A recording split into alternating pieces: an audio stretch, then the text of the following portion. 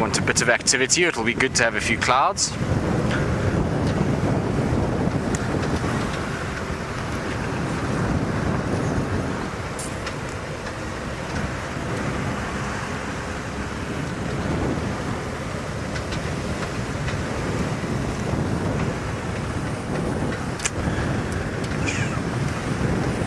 We're just gonna take a little drive past all the mud wallows on this little 2-track road that we called Ingwe Alley. Just see if there's any sign of anything. Given that it's quite warm, it might be a good place for some wallowing animals like buffalo. Could also maybe see if we can find Karula and the cubs. They gave us the runaround this morning, so I'll have a little look around for them.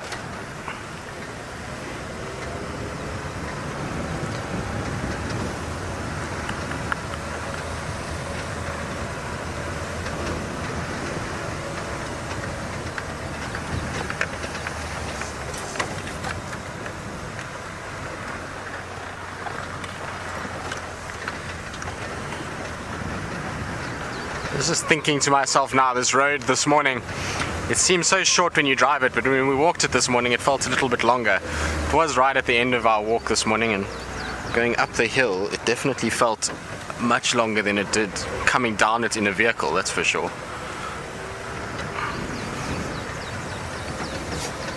Not that it's the biggest hill around, but still.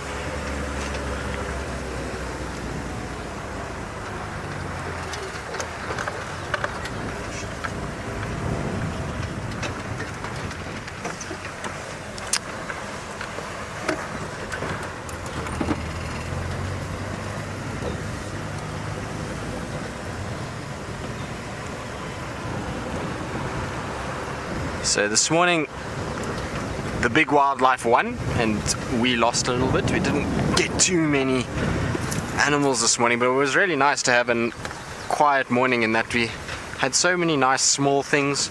I know some of you guys commented on Twitter and various channels that it was nice to concentrate on smaller stuff, so it was definitely a drive of all things little. We had a bit of an issue with Rusty, but he's back up and running and working just fine. Got a bit of much needed TLC this afternoon.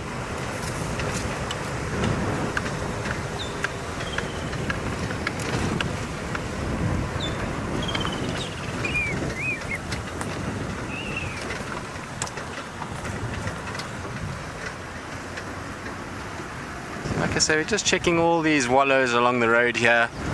It's a perfect place, lots of shady trees as well, so if Karula and the cubs did come down and were looking for water, this would be a really good place for them to find it. So I'm hoping that we'll find some sort of sign of them in this area.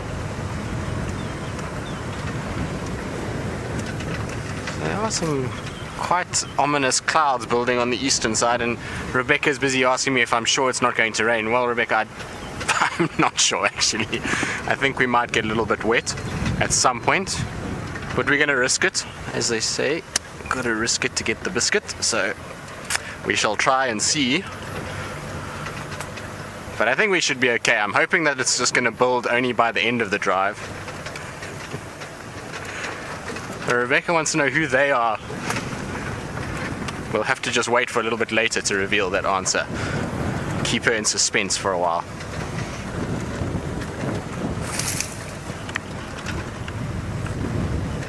This program features live coverage of an African safari and may include animal kills and carcasses. Viewer discretion is advised. Good afternoon. It's a very hot day here, about 80 degrees Fahrenheit in Africa. We're looking for a leopard, and this is Safari Live. Ready?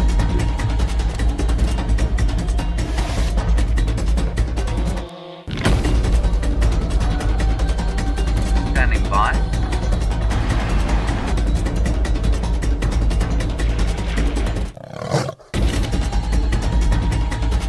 Five, 4, 3, 2, 1.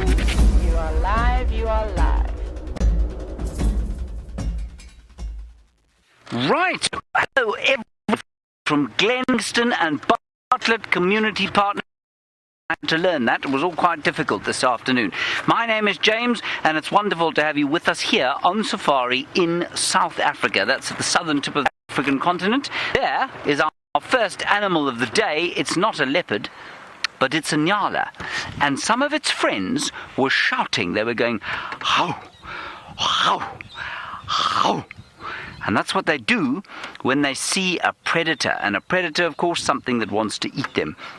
Now, we know that there was a little leopard around here earlier today, and we know that nyalas don't like leopards, so that's what we're looking for at the moment.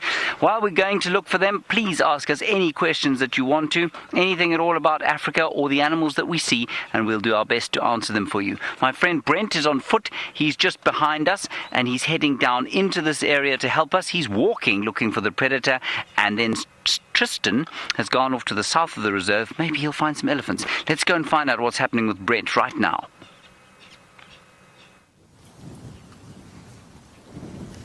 Hello and welcome to the bushwalk. Guess what we're doing? We're tracking leopards on foot.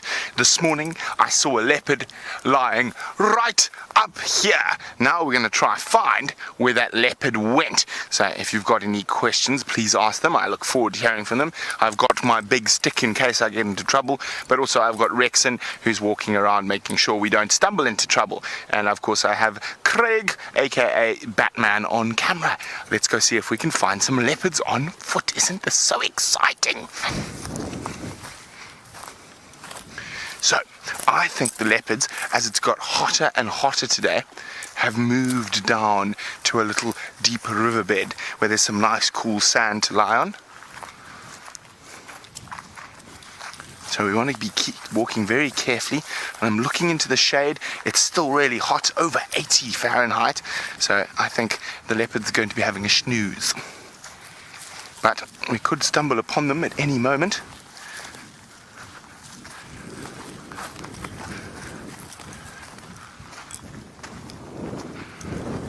Now, this is one of my most favorite things to do in the world, track big cats on foot.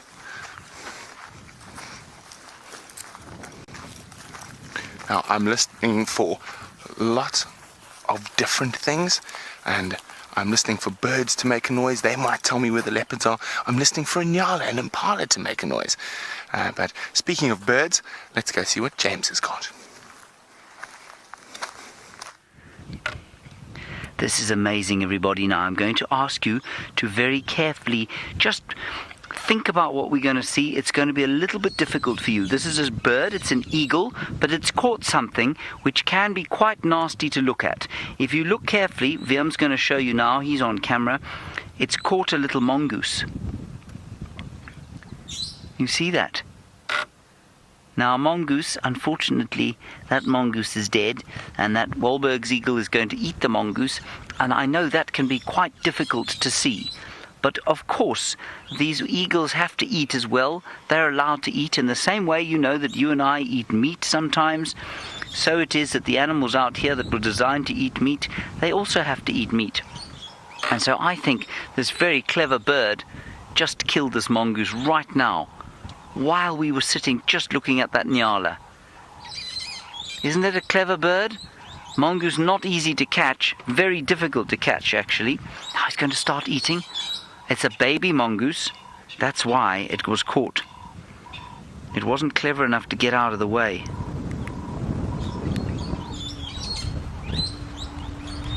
Isn't that amazing?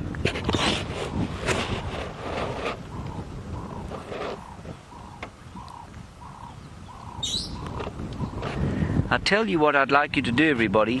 I'd very much like you to try and tell me what this makes you feel. Can you ask your teacher, or tell your teacher, to tell me what this makes you feel? Do you feel like this bird is very clever, it's very strong, it's very powerful, it's very amazing? Or do you feel, oh, nature's quite cruel, shame, the poor baby mongoose? Tell me what you think you feel, and make it very short so we can get through quite a lot of answers if possible. And sometimes nature's difficult to watch, isn't it?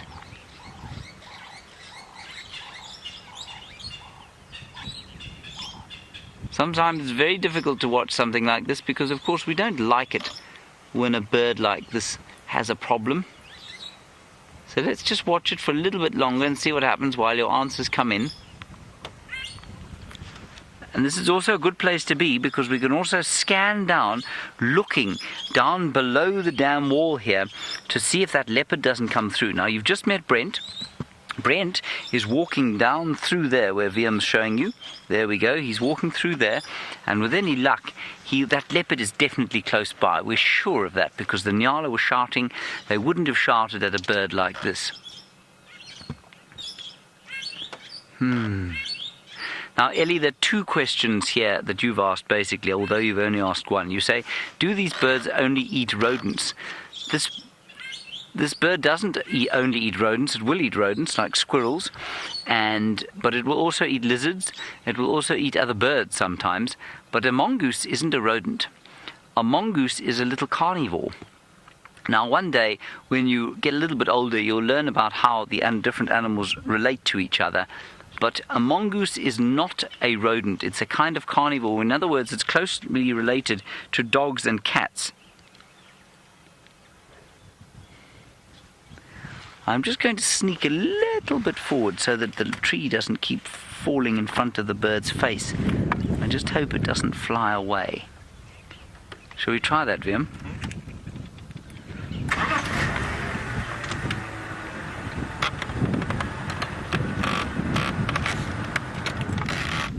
Right, thank you, Kingston School. Great answer from you. 5 of you said this is amazing. 5 of you said this is really sad, but most of you said, well, this is life. Well, it is life, isn't it? And sometimes life can be really quite difficult out here in nature. Well, and for human beings as well. Isn't that beautiful? Now, this bird is called a Wahlberg's eagle, and it doesn't always live here. Sometimes it lives up in North Africa. When it's winter time here, this clever bird goes all the way up to North Africa so it can stay in the summertime. Now, Constance, you're wondering what eagles eat other than other animals. Eagles, Constant, are carnivores, so they only eat other animals, but sometimes they eat small animals and sometimes things that we don't think of as animals. Termites, for example, are animals, and eagles eat termites quite a lot. And they eat ants sometimes, and they'll eat other kinds of insects, but those are all animals. Jada, you want to know what this bird's real name is. Okay, so you're listening carefully, Jada. It's named after a chap called Wahlberg, and so it's called a Wahlberg's eagle. This particular bird doesn't actually have a name, although because they always come back to the same place every year, so they go to North Africa, like I said, for the winter time, and they come back here for the summer, and was it summer where we are now? And because they come back to the same place, I've given this one and its partner, they come back as a couple. I can't tell which one's the male and which one's the female because it's almost impossible unless they're sitting next to each other. So I call this one Mrs. Wahlberg or Mr. Wahlberg, but it doesn't actually have a name like you have a name. Calling it a Wahlberg's eagle is like calling you a human being. It's just the species that it is.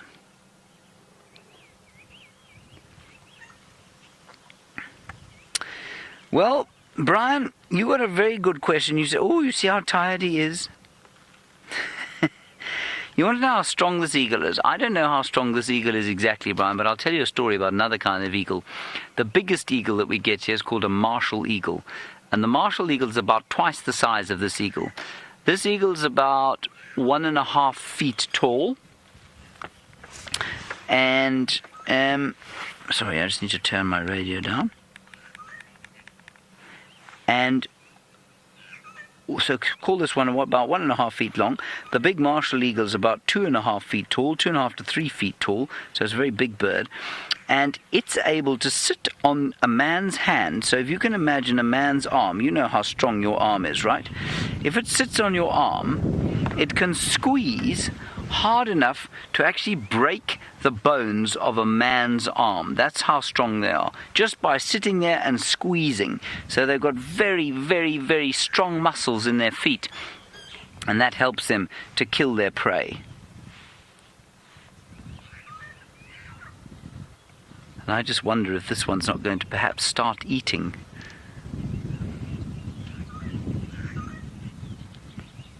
Oh, look, it's starting to eat. Alan, you say the bird is strong. Ryan, you say it's amazing. And Lydia, I've forgotten what you said. What did Lydia say it was? Look at that. And very clever. You see, eagles are clever. Very clever. I would agree with all of you. Strong, amazing, and clever. Now, why do you think it's not eating? Well, I'll tell you. It's not eating because it's looking around the place, thinking about what could come and steal the meal from it. Now, one of you wants to know how many times a day it will eat. And a bird like this doesn't have to eat every day, actually. That meal will probably last it about 2 days. It seems to have seen something. Look, it's looking around the place. I'm just watching the air. I'm looking around to see if there isn't something that might be coming to steal it. So another bird might try and steal this bird's prey. It too won't be happy to see the leopard. If it saw the leopard, and I can't see the leopard anywhere.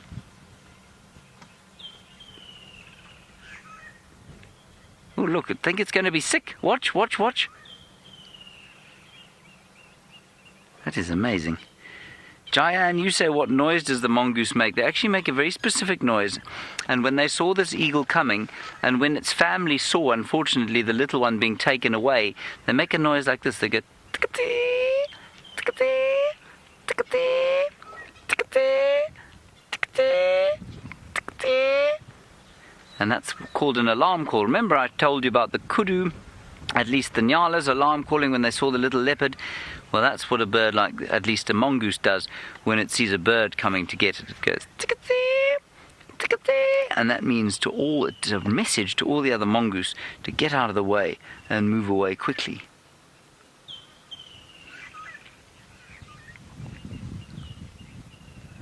Right, let's head across to Brent and find out if he's managed to find that little leopard yet.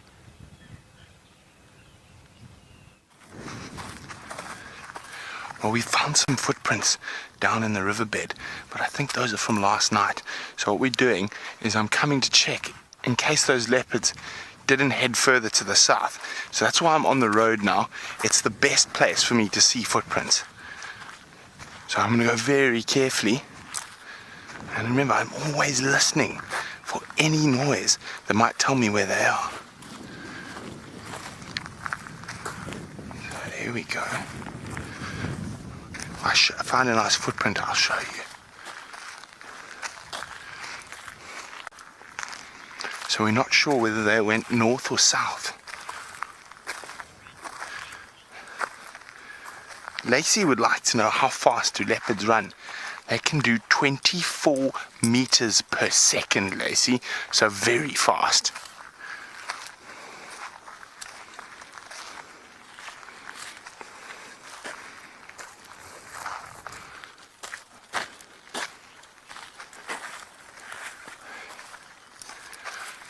Hello, Kaylee. Kaylee would like to know, are leopards mammals? Indeed they are, Kaylee. Just like us, and whales, and dolphins, and impala, and a nyala. Okay, so lying in the tree over there.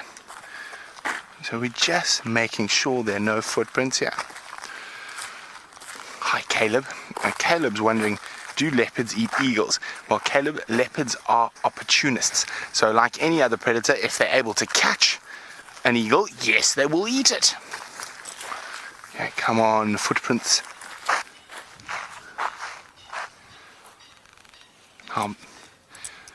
I don't think that Franklin's upset enough. I want to listen to his call. So if there's a leopard coming close, he's going to go chat, chat, chat, chat, when the leopard gets really close. But he's not carrying on, so we're going to move on. Now, what he's doing is warning all his family and other birds around that there's a leopard close by. Okay, now this is the area where I need to look very carefully to make sure there's no tracks crossing the road. So there's the tree that they were lying in, over there. Now we want to have a look here.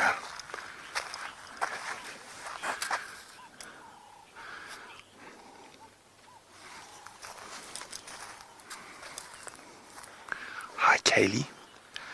Kaylee's wondering why leopards lay in the branches of trees. Well, Kaylee, because down here on the ground it's quite hot, and there's also lots of biting flies and bugs. So if they get a little bit higher in the tree, there's a bit more wind, it cools them down, and there's not so many bugs that bite them.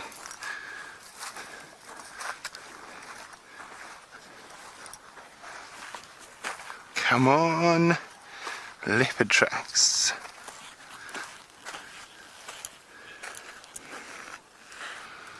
Now Min is wondering, what is the population of leopards here?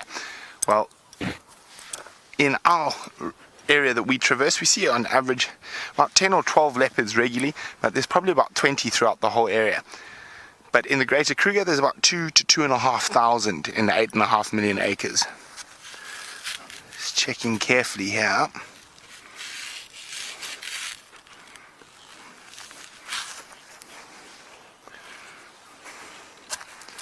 Now, Colin's wondering, what about this habitat makes it livable for the leopards?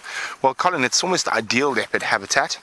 And the main reason it is because there's lots to eat. There's lots of antelope to eat, and leopards like antelope and need a lot of antelope. And there's also nice trees, little river systems, so good places for them to give birth, hide their cubs, good places to store their food when they catch it. So that's what makes it a good place. There's a whole bunch of different variables that make this place an excellent habitat for leopard.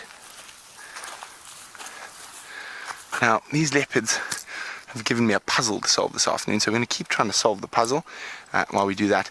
You guys haven't got to meet Tristan yet, so let's go say hello.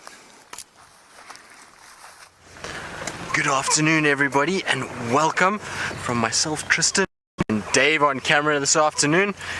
I hope it's really, really good to have you joining us, especially all the schools that are joining us this afternoon. Really happy to have you guys along for the ride. So we're just coming to check our hyena den. I know Jamie was scratching around for hyenas this morning and looking, and we're just coming to see, and success. Inside the hole, it seems that we have a hyena. And there we go. So there is Gwen, who is one of the members of the clan that we see in this area, and I thought it might be a little bit warm and that we wouldn't actually get to see her, so I'm really happy that she is there. You can see she's tucked herself up inside that hole. It's probably very nice and shady inside there, and there's a beautiful wind that is coming over our backs and will be going straight into that hole, so it is a perfect place for a hyena to be sleeping, waiting for the heat to dissipate before going out this evening and starting to look around for food. Now, we think that she is using this as a den site. She does have 2 young ones, but they seem to be quite skittish and haven't really spent too much time around the den, and they are quite old, so they're not really bound to it. So sometimes when we arrive here, they do walk off or jog off. So we've been trying to spend a bit of time and get them relaxed and get them used to our presence. As you can see, this female doesn't care in the slightest. She's completely at home with the vehicles. She's not worried at all, and she has a very sleepy face. It's obviously been a long night and a very hot day, and so now it is time to have a nice nap. But look at those ears. You can see the ears are twitching slightly, and that is because of all the flies that are flying around here. There's lots of little flies. You can see them landing on her face, and so they are going to be irritating her, and that's why the ears will flick a little bit. So, Brandon, you were asking, what do hyenas eat? Well, hyenas have quite a varied array of food items that they will go for. They go for all kinds of different animals, so they are meat eaters, but they will either scavenge, which means they will go and try and steal from other animals like lions or leopards or cheetah, even the wild dogs. And if they do not scavenge from those, they do hunt for themselves. And when they're hunting, depending on the size of the clan and the number of hyenas that are together, will determine what they go after. I have seen hyenas going after fully grown male giraffe, big buffalo bulls, but generally they will go after small antelope like impalas and bushbuck and those kind of things. Now, Cameron, since we were looking at those big ears of that hyena, you would like to know why they have such big ears. So the reason why they have big ears is so that they can hear very, very well. These guys rely on their hearing to be able to find animals or to find carcasses that they can then potentially steal. So when they hear other animals chasing something or killing it, that animal that's being killed will make a lot of noise. And so with those big ears, they're able to trap lots of sound in the ears, and they can then go and find what's making all that noise and then potentially either get a meal or try and chase out any intruders that might be in that area. So that is why they have those big ears. It's basically like a big satellite dish that catches all the sound waves.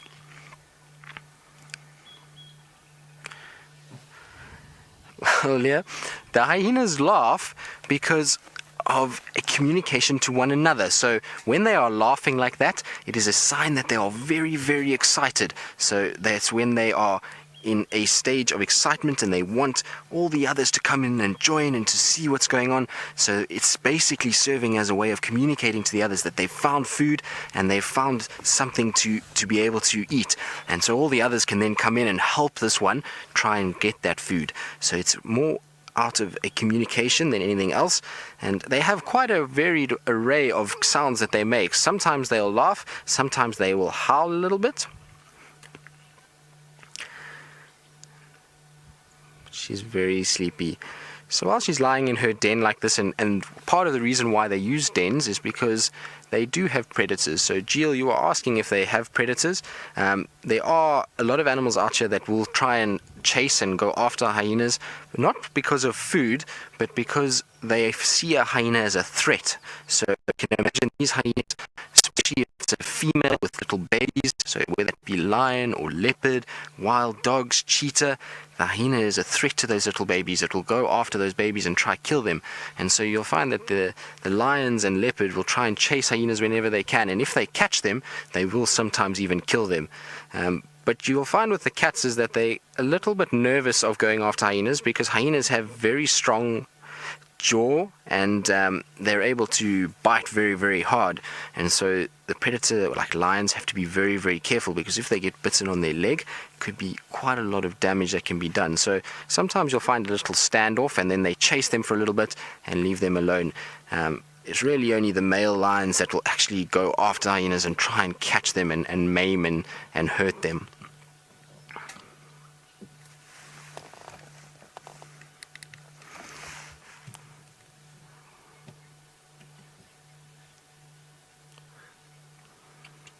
So you can see she's very, very sleepy, and it's probably why Becca wants to know if these hyenas hibernate in the winter.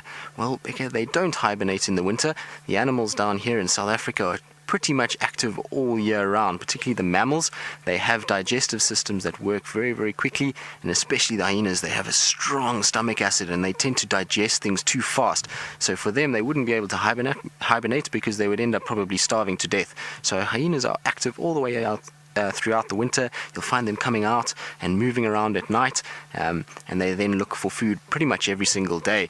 I've seen hyenas with big fat full bellies still rushing in on carcasses trying to steal them, so they're not afraid to eat as much as possible, and if it's winter, summer, spring or the fall, they don't worry at all.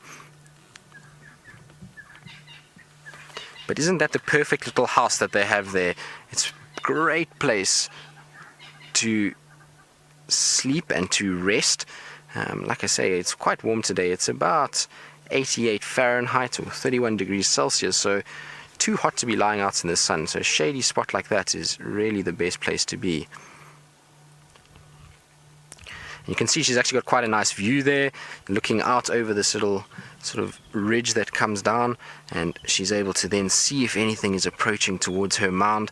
And like I was saying, there's also a breeze that comes down the slope and into that hole and makes it really very, very pleasant.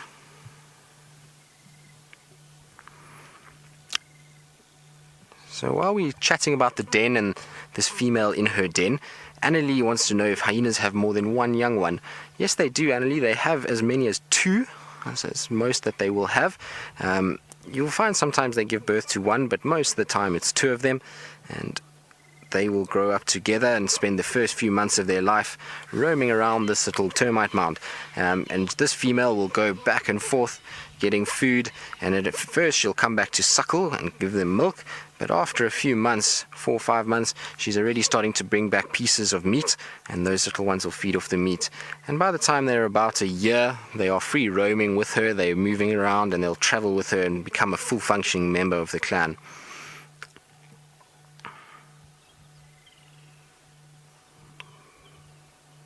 But hyenas always have this bad reputation of being ugly, horrible animals.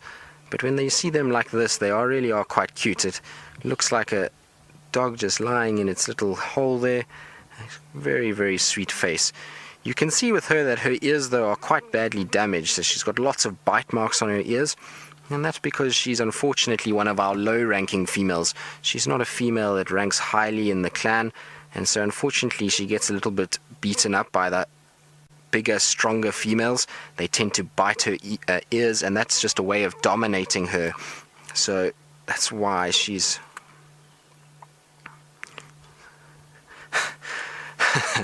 so Sophia, that is a really good question. Sophia is asking, why can hyenas bite so hard but their teeth don't fall out? Well, they've got very, very strong teeth, so their teeth are able to bite into bone and things like that, and the power comes from the muscle. And so because the force is coming straight down, the tooth itself is not being moved around too much, and it's not going to hurt. It's planted inside the bone, and so there's not too much movement. If she had to turn too fast, then yes, it can break teeth, and sometimes you will find hyenas with broken teeth, but generally their teeth are very, very strong because of the amount of calcium that they eat. They eat a lot of bone, and so that calcium helps to strengthen those teeth and keep them nice and strong so that they don't break. And like I was saying, all the power for their bite comes in their muscle structure around their head. They have a very special shaped head with a little crest bone and big muscles that attach to that. So that's where all the power for the bite comes from.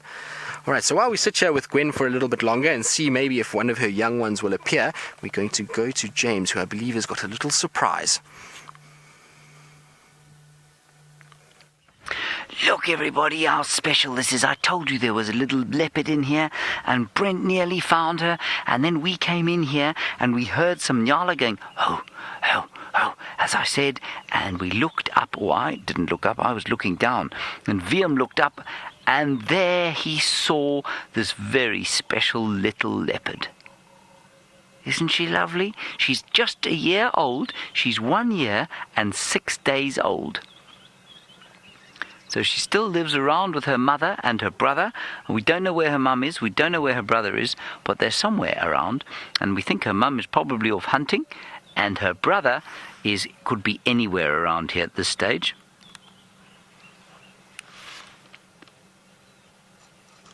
Isn't that lovely?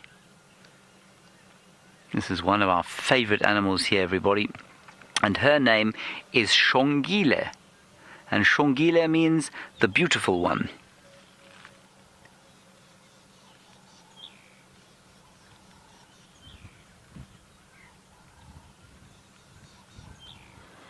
And she's sitting in the tree there because it's nice and cool. She can see what's going on.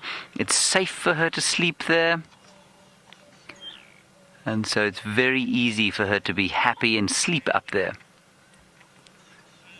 Kaylee, why do leopards have spots, you say? Now, I want you to think about that and then ask yourself, have you ever seen a soldier, Kaylee? Have you ever seen a soldier in his uniform, in the camouflage uniform?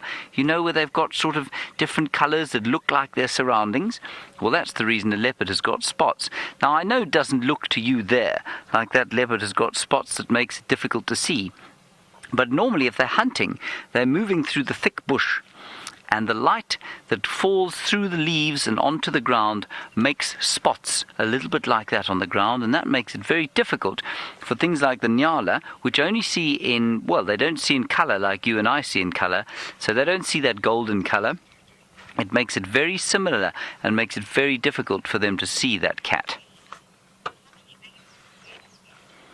Now, Ellie, you want to know how much bigger this leopard will get? Well, this leopard is probably about the size of a big Labrador dog now.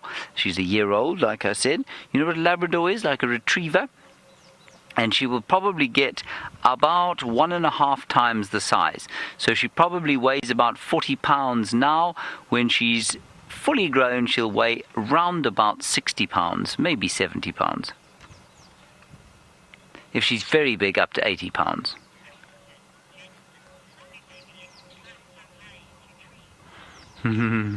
Genesis, you want to know why or how baby leopards climb into trees so high? I've got 2 answers for you.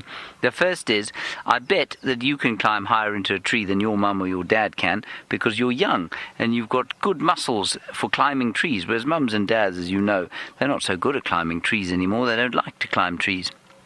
The other answer is that they're very strong and they've got very sharp claws. Now, have you ever watched a cat climb a tree? Well, this little leopard is able to climb a tree just as well. And remember, a 1-year-old leopard is not the same as a 1-year-old human being. Remember, I don't know, I'm sure you don't remember when you were 1 year old. I don't remember when I was 1, but that was 39 years ago. When I was 1, I was useless. I could just say a few words. I could sort of walk around a little bit, but I couldn't look after myself. This leopard, if its mum was to leave her alone and she had to then live on her own and survive, she would be absolutely fine. So they grow up much, much, much faster than human beings do. And she's very sleepy. Just like house cats and dogs, they like to sleep a lot in the daytime. They don't have to go to school, you see.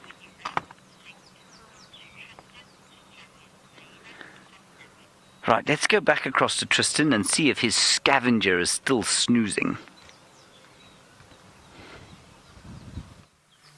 Indeed, our scavenger is still very much fast asleep, and I don't think she's going to come out there. Given that we're sitting directly in the sun, it is quite warm out here, so I'm pretty sure where she is far better. And like I say, it's still very bright and very early in the afternoon, so she's not going to get up and do too much as yet. It was a gamble to come at this time. I thought that we wouldn't see too much. I thought maybe she'd be buried deep inside there or wouldn't be lying anywhere near the mound, but we got very, very lucky, and we'll definitely try probably come back a little bit later as well, just to see if maybe she's out with her little ones and to see if there's any sign of the little ones that are with her. But for now, I would imagine everybody's fast asleep, and if the little babies are inside there, they will be sleeping away as well. Now, I know Jamie's had a few sightings of these little ones. She told me that they're a little bit nervous and they tend to move away. So maybe that's why we can't see them. They've tucked themselves deep inside that mound so that we can't see them. And they know that if Mom is lying at the entrance there, there's going to be no problem. So Lydia, they can kill their own species. I have seen hyenas go after one another, and that's generally because out of a territorial thing. So it's if 2 clans come together and they've become into an area that they both deem as theirs, then they will fight with one another and sometimes kill each other. So I have seen that, but in terms of if it's the same clan and it's a member of that clan, very, very seldom will they attack one another. They know that the more that they are of them, the more likelihood they can dominate other animals and other clans and even lions, and they can get themselves to a point where they're able to then hunt lions and not hunt lions, but chase lions off their carcasses and get the food from them. So they try and keep as many members in the clan as possible. They don't really want to kill one another, because ultimately they're then going to have very small clans and life is going to be a lot harder. So they end up with a situation where they prefer to be in big groups, and so they protect one another as much as possible unless they're from a rival clan. So in the case with this female and why she's so beaten up, it's just because she's lower ranking. So the only reason she's being beaten up is just to establish dominance. It's to make sure that she knows that she's not the dominant female, and those dominant females will be the ones that have access to food more than the others. They will also get their babies more food as well. So Blakey, with the hyenas and giving birth, and you want to know how long it will be until the little ones can leave their mothers. Well, generally they kind of stick around within the clan and don't distribute out too much, especially if they're a female. And so normally they are with the moms throughout their life if they're a little girl. Sometimes you'll find the males will distribute out or a female and go and start their own clan, but that's quite rare. But in terms of being out of the mound and not dependent on their mother anymore, it's normally at about 8 months to a year is when they are no longer dependent. And look at those teeth, aren't they incredible? You can see her teeth are quite worn, so she's quite an old girl. Let's see if she's going to come out. She's busy sniffing, and wouldn't it be nice if she did come out? No, I think just readjusted. Maybe she was sleeping on one of her feet and her foot went to sleep, and so she just repositioned. Well, Jade is wondering how she's still alive, given that she's quite beaten up and she is quite old with those worn teeth. Well, Jade, hyenas are very efficient animals and they are very resilient and tough, and so she will still be scavenging of all kinds of things. And so let's say a leopard kills an impala and they eat that impala for a few days and there's a little bit of bone and meat that's left over. They will then come in and eat that bone and meat that's 3-4 days old, and so at the end of the day they will utilize any bit of nutrients that they can. So it's not just about catching fresh food. They find food all over the place. They'll even eat little tortoises, insects if they have to, terrapins, which are the little freshwater turtles, and they'll go after anything to keep themselves sustained and healthy.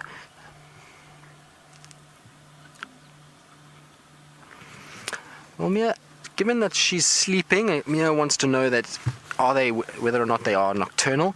So most of their activity is at night. Generally it will be the time of day where it's cooler so they can move big distances. It's also when they know that the predators are going to be more active, so you're going to have a situation where leopard and lion are a little bit more active, and so it's times when they can follow those cats hunting. But hyenas can be active during the day. I have seen them active in bright sunlight in the middle of the day, particularly if they hear something. So we were talking about those big ears. If they pick up some sort of sound of an animal dying or predators fighting over something, then they'll go rushing in, even if it's the middle of the day. But they really are only very active at night. That's when they actively will go look around for things.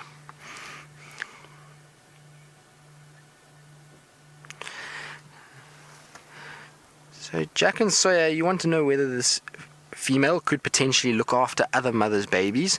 Well, not directly, so she's not going to come and suckle those other babies or provide milk for them, but she will provide protection for them. And if they are a high-ranking puppy or cub is the correct term for them, then she will actually drag bits of meat back to the den, and she'll hope that her young ones will get some of that. But if they are higher ranking cubs, they'll get to feed first off that, and so they do indirectly help raise. And because of the clan structure, they're going to protect this den area and make sure that those young ones are protected all the time. So they help in that regard, but they don't provide any milk for them to feed them when they are very, very small. That will only be for the mother. And you'll find if the little one comes and it's not for hers, she'll actually chase it away and only wait until her little ones come before she allows them to suckle. But look at that face, isn't she cute? Like I say, they get such a bad reputation and they always get made out to be horrible, ugly animals, but I really like them. Cecilia, you want to know whether or not the hyenas drink human milk like us? No, they don't. Unfortunately, they don't have a shop that they can go to go and buy the milk like we do. So the milk comes from their mom. The mother will start to produce milk when she gives birth to them, and then they will come and they will basically suckle from their mother, and they will gain the milk from that. And they need their mother's milk because their mother's milk has lots of little organisms and bacterias inside it that will help them be able to digest and to be able to strengthen their immune system. So it's like if you take your vitamins, it's basically the same thing. They're getting all their vitamins from their mother, as well as microbes and bacteria that help just to digest all the things that they're going to eat later and keep them from getting sick.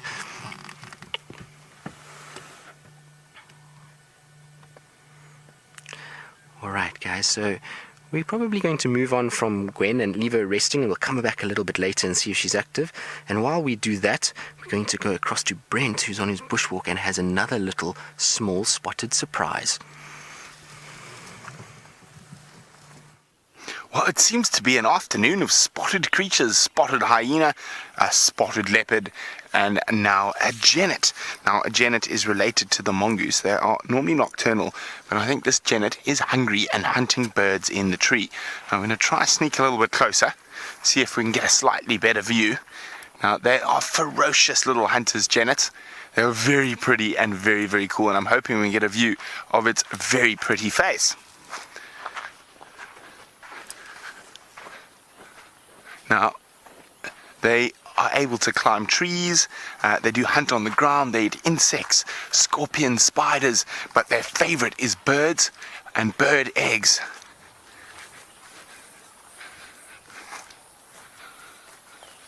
And you have a look up there, you can just see those very pink ears. You see him? And let's go to the side a bit. He's looking at us. You can just see the pink of the ears. Do you see the pink of the ears?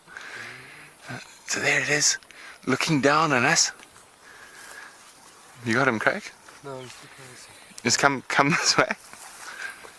And then right up there. There we go.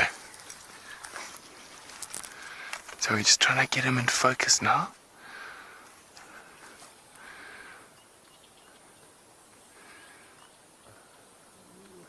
Where is he hiding? I think you a bit too far. Wait, just slow down. Okay, so there we go, a little bit to the left.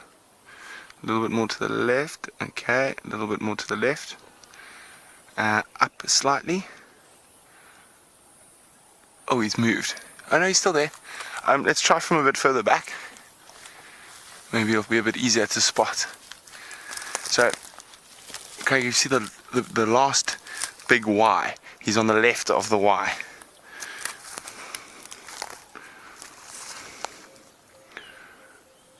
Okay, a little bit down. There he is. There he is. You can just see those ears picking out through the bush there. Oh, they are very, very cute. And I actually had one as a pet while I was growing up, believe it or not. Her name was Genevieve. Sarah Lynn's wondering, do they hunt in the night or the morning? Mostly at night, Sarah Lynn, but like all predators, they are true opportunists and will hunt at any time of the day. Aha, now that's actually where we should have come from the first place. There's the best view of that little genet who's having a little rest.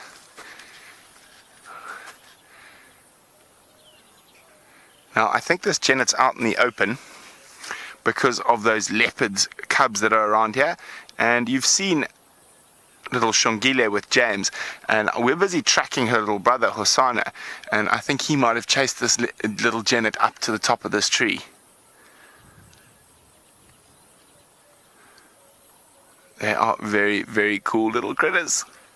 So about a little bit bigger than a possum, but obviously behaviorally far closer to a weasel or a stoat, but they are incredible. I've actually seen them leap and chase squirrels. They also hunt squirrels sometimes.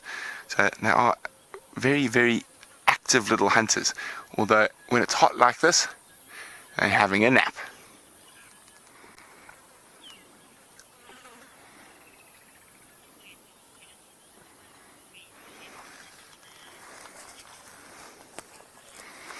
Okay, well, it seems a few of you are getting a little confused between the leopard and the genet. The genet is small, related to mongooses, about this big. The leopard is about this big, so like a big dog. A leopard is a cat. A genet, as I said, is part of the Viverridae family, the mongoose mustardae or mongoose weasel family. So very, very different and very, very full very different niches. A leopard is a predator of medium to small sized antelope. A genet is a predator of birds and bugs. So they are very cool. But we're going to keep tracking a leopard to see if we can find Xongile's brother Hosana on foot. I think he's hiding somewhere here, and I think he might have chased that genet up the tree.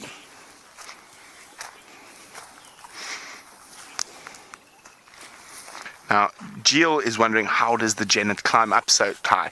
Well, just like any climbing animal, using its claws and its legs. And they've got that lovely long tail for a bit of balance.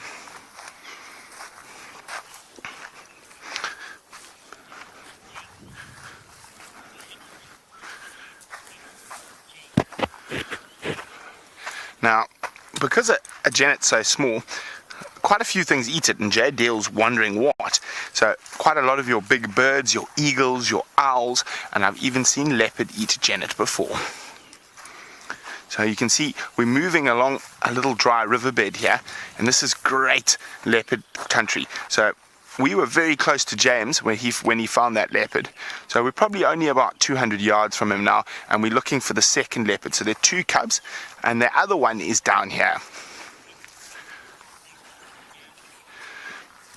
Now, Varananda is wondering, do genets sleep in trees? Yes, they do, and that's what that one's doing. It's nice and safe there. It's quite a thick tree, so the birds won't see him, and it's too skinny for the leopards to get to him.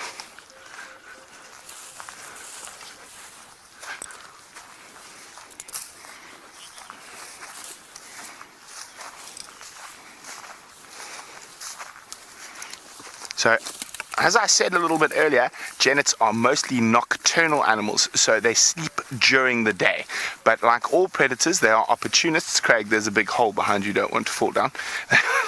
They are opportunists, so if something came close to them, they would hunt at any time of the day, but normally they sleep during the day and hunt at night.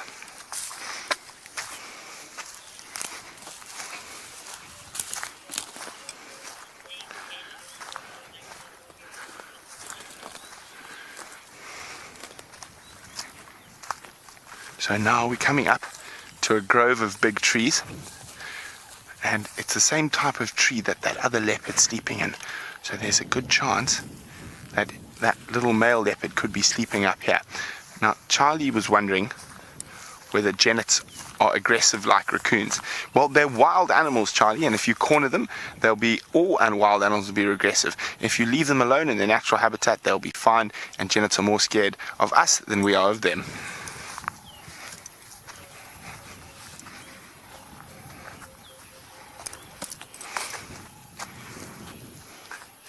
Now, you never know what you're going to find on the bushwalk, and we're going to say goodbye to all the wonderful schools that joined us, but before we do that, oh no, see there? There's some impala antelope watching us from the opposite bank. So goodbye to the schools, and hopefully we'll see you all tomorrow.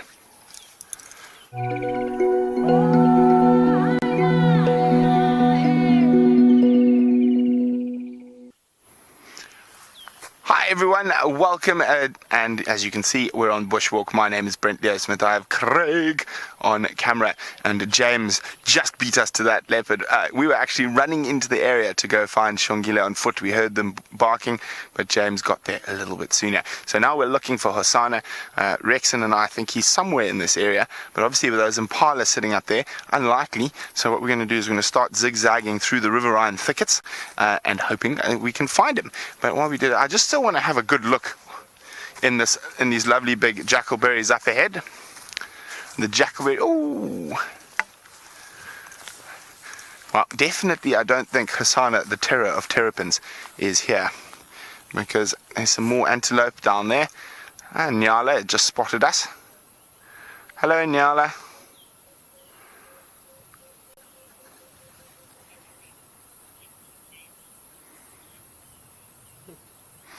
Oh dear. Oh dearie me. Now I don't know which one it is, but I'm presuming it's the leopard I was looking for, and it seems like James has beaten me to the punch again this afternoon. Let's go find out. There, everybody, is a female leopard, most likely the mother of Xongile. We left Xongile sitting in the tree, fast asleep, almost invisible, and then the staff transport leaving the reserve found this leopard crossing the road, and we think that it's Karula on the hunt. Now look how carefully she's walking through the bushes there. She's in full stalk, and it's so distinct from a territorial marking movement. Completely silent, trying to stay in the grass. We saw Nyala down to where she is going now. This is interesting. I wonder if she doesn't know that Nyala's there.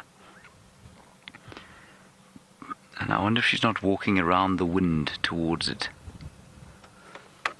Okay, it's quite far from here. Give me 1 sec. I can go around the side of her. She seems to have seen something, unless she's looking. There she is.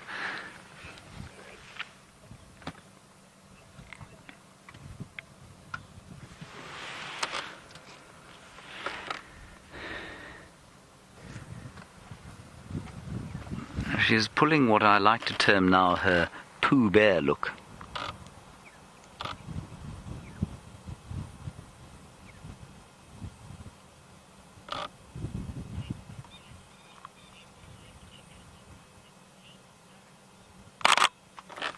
Oops, daisies, I broke the law there. Did you hear that, everybody?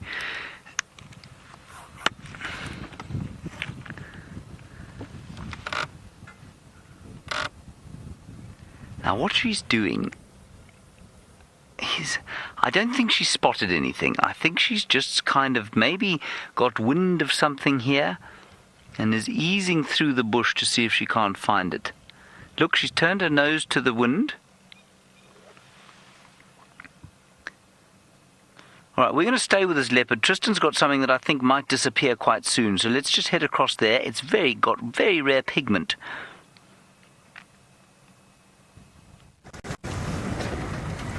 So unfortunately it did disappear, as is our run of form from yesterday with the birds. We had a beautiful green pigeon that flew away. I'm just trying to see if I can see where it landed, but I don't think we're going to find it. It looked like it flew quite far. It was sitting quite nicely on an open branch, and generally green pigeons actually are not really too much on the open branches. They typically like to be in thicker areas. So alas, it is gone. That's the way it goes. Have these moments. I was hoping we could catch up with Brent a little bit, so try to see if we can get some more birds this afternoon. We are going to head down towards Cheetah Plains, which is always a good place for birds, as well as having a little lookout for any sign of the cheetah brothers, or even in Kanyeni quarantine. Trying to see if there's any sign of them down that way.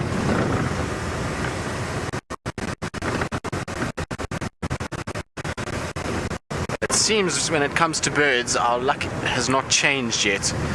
They seem to like to disappear as we get going.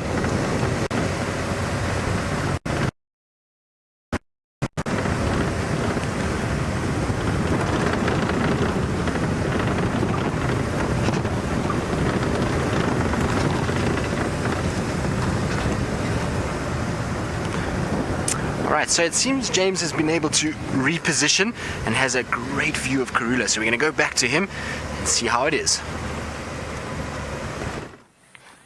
She looks pretty hungry to me, everybody. What a lovely shot for him. Now, she's seen something now. She's moving very slowly through here. Now, I'm just going to tell you, it's very thick in here, which means we are going to be uber careful of making too much noise, breaking too many branches with the car, starting the car unnecessarily. I don't know what she's seen, but she has not been killing very big stuff of late, so it could be something little like a steenbok, a duiker. And if there's one thing a steenbok or duiker doesn't like, it's a vehicle making noise around it. She could easily have spotted that young male nyala that we saw down here.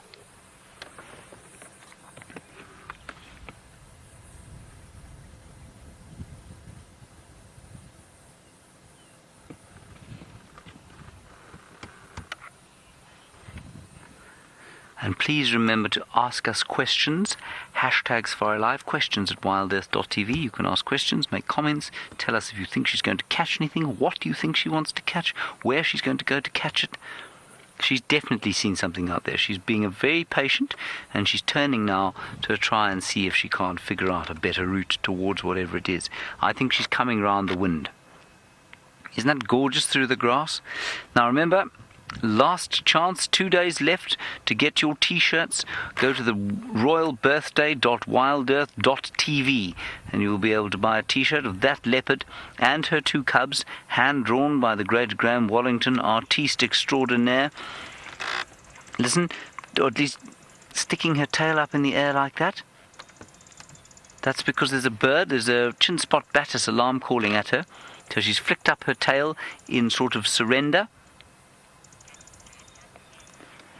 So you can get that t-shirt. Otherwise, you can buy a high-resolution image for the price of your choice. Yes, that's what I said, the price of your choice. Now, Roshni, you're wondering how we identify different leopards. Roshni, we do that any number of ways, but the main one is to just say to you that leopards, of course, don't change their spots. She's just in front of us, and that means that they all have unique spot patterns, and those unique spot patterns allow us to identify them. In her case, she's got the spot pattern spells the word wow across the front of her forehead, so that's quite easy to recognize. The researchers normally do it on the whisker spot pattern, so there's a spot pattern of or a line of spots just above the whisker line. She's supposed to be a 3-4 female, which means she's got 3 on her right hand side, our left, and then 4 on the other side.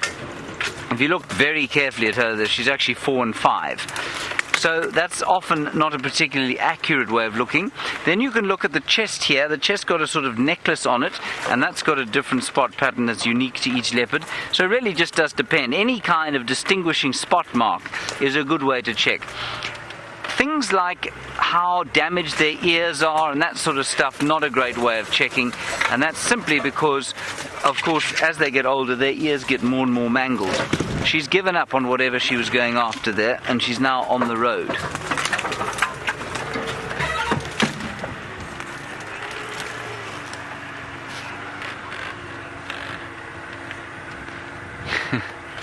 Hello, Susie.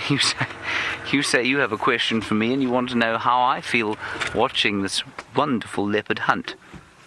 Susie, I feel a number of things. Relief, first of all, because we had a morning of really abject poor luck today, and trying to find her and her offspring failed. So I'm very pleased to have her with us. Then I just always feel a sense of sort of awe when I'm around this leopard. She's just gorgeous. And especially as the afternoon light starts to sink, it's largely awe and a privilege, I guess.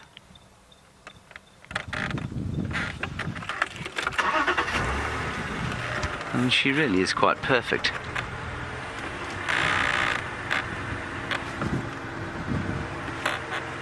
I'm just going to call this in.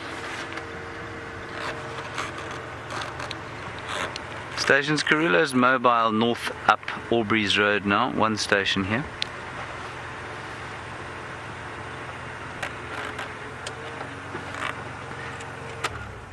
And of course we want to see where she goes, because for those of you who don't know, and I'm sure that can't be any of you, some of you might have been here or might only be here because of our TV shows. We need to find out where these leopards are. They're the stars of our 8-week TV series, The Royal Family, Karula, Xongile and Hosana. And if you haven't been watching the TV shows, well, goodness, where have you been? Sunday evenings, 11 p.m. Eastern Standard Time, Nat Geo Wild is where you'll find us. And these chaps, but for last week, have been in every single show and performed amazingly well. Now, this is brilliant news. Brent has very cleverly snuck himself on foot into a position where he can see Xongile. Go and take a look.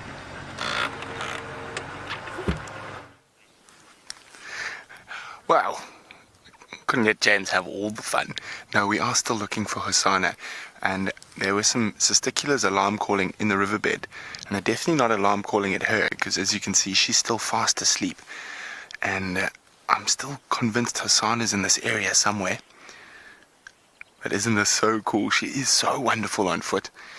She is just so relaxed. Look at her sleeping there. I don't think that looks very comfortable.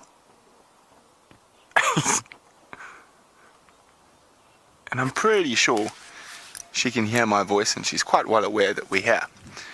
Now, if she's sleeping there, I'm hoping that young Hosana is sleeping somewhere close by.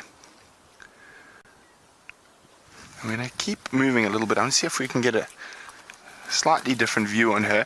And at the same time, I'm checking for Hasana, who... There's lots of birds alarm calling, and they're definitely not alarm calling at Xongile. She's not moving, she's sleeping in the tree. So I think the terror of terrapins is moving around here somewhere. But let's have a look from this angle.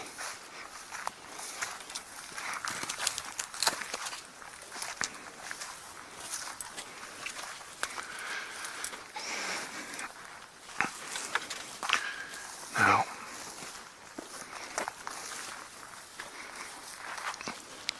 she's over there in the tree. Oh, Jennifer says this is fantastic. I agree. Now, young Hassan is probably stalking us for all we know. So that's why we're just staying on this nice high ground here. And I'm just looking down. I'm trying to just catch a spot. Those birds are alarm calling in the sort of behind that big termite mound. Obviously, of course, I don't want to disturb Xongile. She looks so comfortable. So I'm just going to move a little bit further around and go down and see if we can find Hasana. Hopefully he tires of chasing birds, which I think he's doing at the moment, and also decides it's time for a rest. Oh my goodness. Carrot seed grass. Oh, is that my... No, that's not a pepper tick. For some reason they don't like me, but the carrot seed grass gets stuck on everything and is quite itchy. But anyway, a small price to pay for seeing leopards on foot. Remember, hashtag Safari Live if you want to ask us any questions, or pop us an email to questions@wildearth.tv. Now, quickly here, Craig. Just before, now have a look down there. You see those birds hopping about?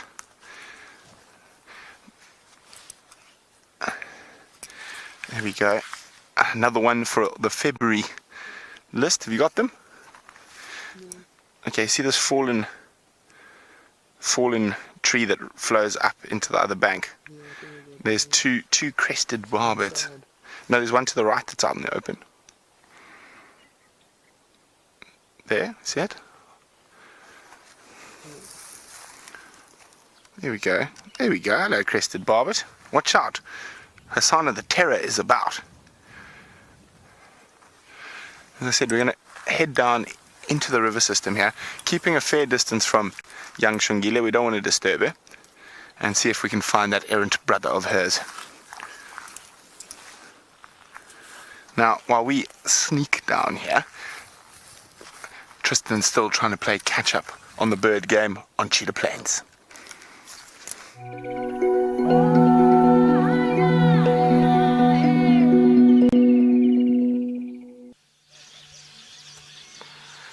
We are indeed trying to play catch up, but the birds are not really helping too much. So instead, we've come down to this beautiful little waterhole and found ourselves 2 hippos that are busy. Oh, 3 hippos, should I say? Sorry, there was only 2 when we first arrived. There is now 3 of them. Looks like a big male in the front left there, and a female and a young one. But I don't know if you can hear the absolute flurry of noise that's coming just on the other side of the dam. There's, I think, a whole bunch of weavers that are busy building their nests. So we're going to go and see if we can get some action there now, after we've been with these hippos. But these hippos obviously had a good walk last night when we were driving along here. There's tracks for them all over the place. So they've been out and about last night feeding and found their way in here. And like I said, this is the male that's closest to us. You can see his head is just so much larger than the other 2. And as I say that, he drops underneath. Typical hippo. Now they'll be waiting for the sun to go down and for it just to get a little bit cooler before they start to come out. Don't you just love their ears? I always love when they go down and they come up and they flick their ears and water goes everywhere. It really is quite special.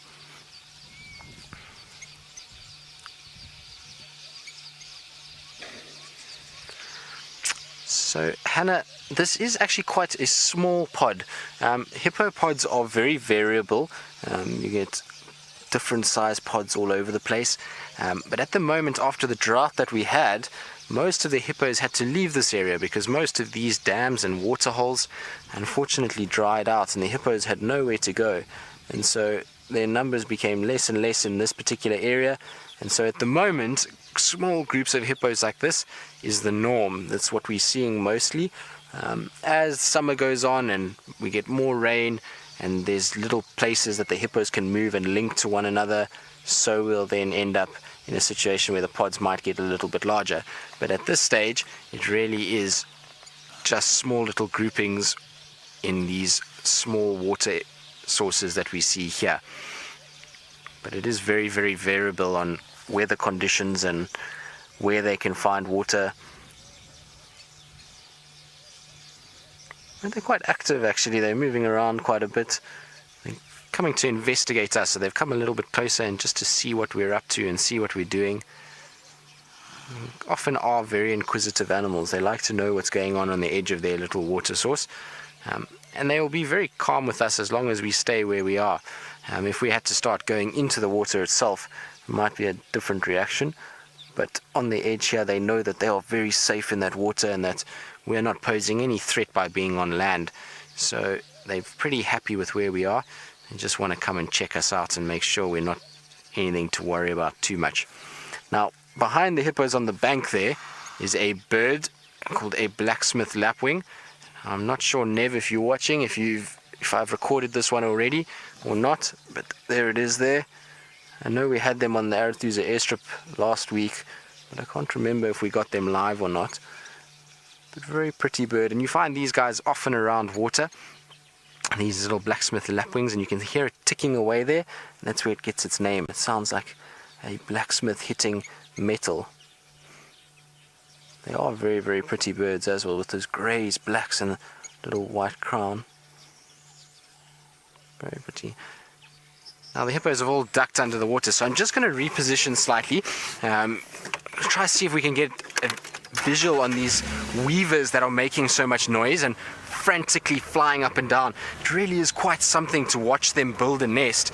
You can actually see them just in front of me here, these little yellow birds that are flying around. It's a hive of activity, and there we go, you can actually see their nests and them hanging and the male birds busy weaving. Isn't that incredible? So just over on this tree over here, over the water, the males are busy going back and forth. There we go. And you can see all the brightly colored ones are the males, the little bit drab colored ones are the females. And so what the males are doing is they are busy weaving their nest, as the name suggests.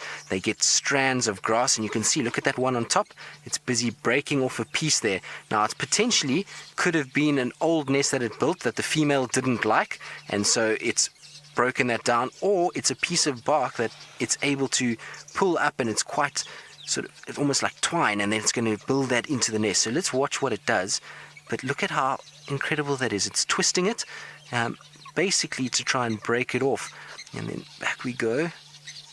And you can see his nest is a little bit shabby at the moment, but they'll neaten it up as they go. They get neater and neater. That is absolutely amazing. So they look like southern masked weavers. They've got that red eye. I must just check and make 100% sure. It's been so long since I've seen the weavers nesting like this. Last year we had very few weavers nesting. They unfortunately, because of the lack of water, a lot of them like to nest over water, and because of the lack of water we saw very few of them nesting. There was areas that they generally like to nest, and fortunately there wasn't. Now I just want to check, it's got to check the black around the face, because the red eye is on the village weaver and the southern mast, and they actually are village weavers, which is probably very typical. I should have known that because they are nesting over water, but I have seen both types of weavers and even the lesser mast weaver in amongst them, so they do sometimes utilize areas over water. But the village, or old name was the spotted-backed weaver, this is a typical place that they will nest. Isn't that amazing? So you can see the slightly older nests, the grasses have dried out and become brown, and the newer ones are those bright green grasses. And like I say, if the female comes along, she does a little inspection of that nest, and if that nest is not up to scratch, then she just breaks it down and he has to start all over again. So tough to be a male weaver, a lot of effort that goes in. And it's quite amazing to watch the frantic pace that they work. They literally are flying back and forth. Luckily, they have a nice area to harvest really nice grass close by. So they're flying just off from that tree and down towards the bank here. You can see if you follow them coming along. And then just in front of us over here, in this area, there's some beautiful grasses that they're busy picking up there. And then back they go, and they go and weave it into the nest. But absolutely unbelievable. You can watch, you see there's that loose piece of grass that's being sewn in, and so they use their beak. Now that one's still in the early stages of building its nest. You can see it's quite thin still, lots of little bits of grass that are sticking out, but slowly but surely he's going to weave that through and close that all up and get all those little pieces that are out, tucked in, and make a really nice, neat little nest. There we go. Isn't that incredible? Could honestly spend hours watching them. Like I say, it's just so amazing how incredibly efficient they are at it and how quick they build these nests. It's a matter of a day or two that they get a basic structure up, and within sort of 3-4 days that nest is complete. So a huge amount of work that goes into it, and they feverishly will go about their business doing it. But it's so nice just sitting here and listening to them as well. Kind of got the hippos breathing heavily in the background, and then the weavers going absolutely crazy. Now, I have seen these weavers build nests like this, and it's often a good place to come and look for snakes.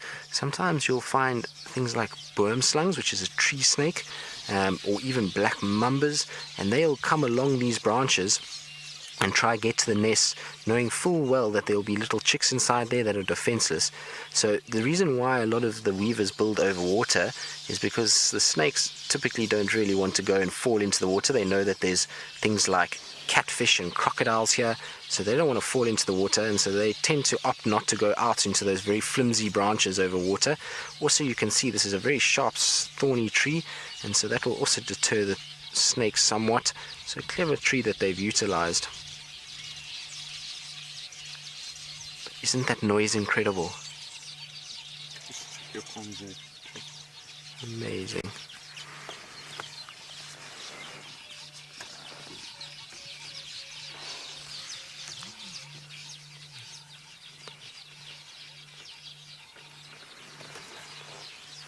Very, very, very cool.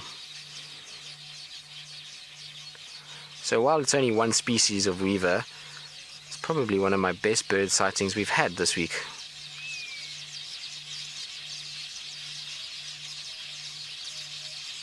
That's incredible.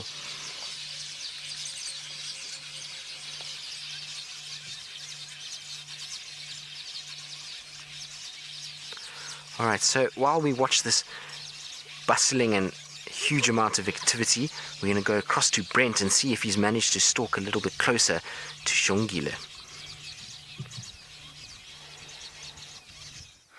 Well, we got distracted. We heard a squirrel alarming, Franklin's alarming, very close to where Xongile was, and we scuttled off, hoping to find Hosanna. But, alas, it was a Warburg's eagle.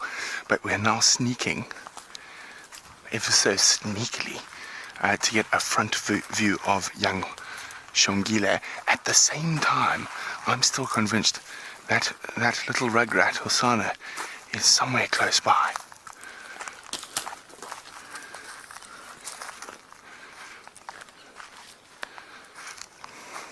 So I said we don't want to disturb it, we don't want it to run down the tree, so we're taking a nice wide loop through.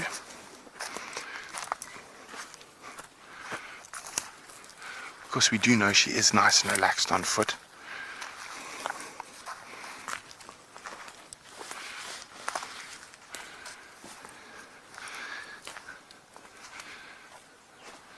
Their tracks are everywhere around here. Isn't this just exciting? There's something amazing about being with an apex predator on foot. And, I don't know, with these little leopard cubs, there's just such a feeling of warmth.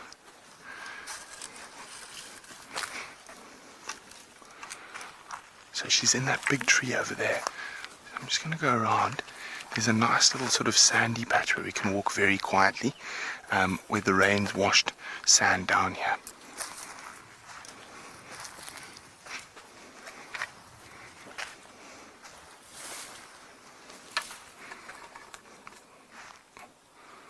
Oh, sorry, Craig. Craig, go for it. There we go.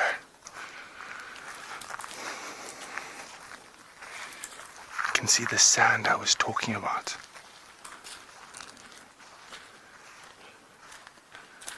Okay, well, of course, Craig's got this big aerial, and we're just going to have to duck down to get through this spot where we can walk quietly. So while we get into position, let's go to James with the Queen Mum. Look at that beautiful picture of the leopard there. She's on the hunt still and moving slowly along. Mike, stand by there. Look left, Mike. So I'm just trying to get Mike into the sighting.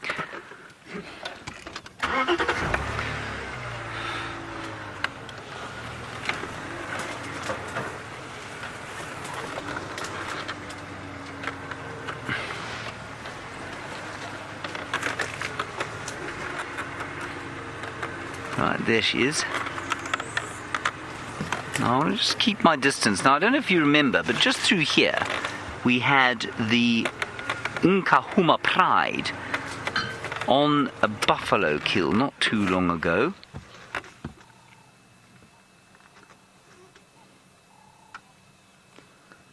This is wonderful stuff.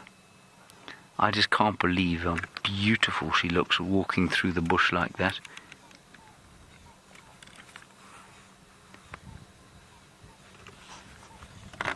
Now you can see how clever her colour is in vegetation like this.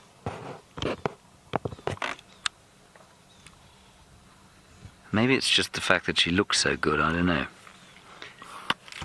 But I just think that her colour, walking through this grass that's turned from verdant green in the space of about 3 days, it's turned to quite sort of browny gold because of the lack of rain. It's just wonderful to watch a leopard walk through colours like this. And I'm scanning constantly to see if there isn't something that she wants to stalk. If there is, then we will obviously stop and just let her have at it. It's very bright in my eyes, everybody. Do excuse my hat and the noise that it made when I moved it into this rather jaunty position. How do I look, Vim? I look good, thank you. There she goes.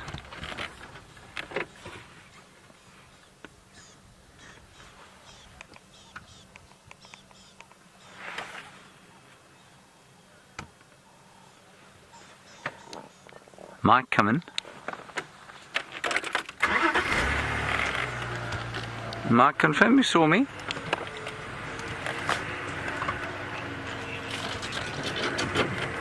Yeah, she's still mobile away from the road.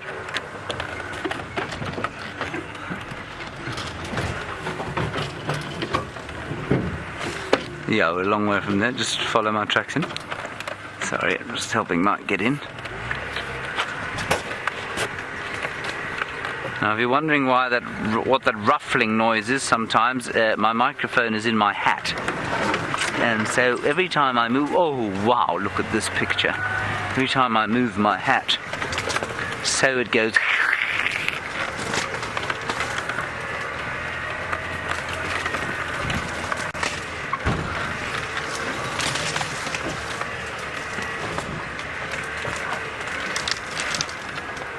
You still see her then? Oh, she's on the tree. Gee whiz.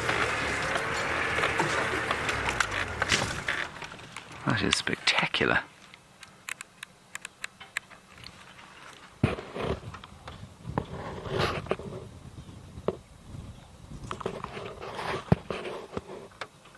Oh, there we go.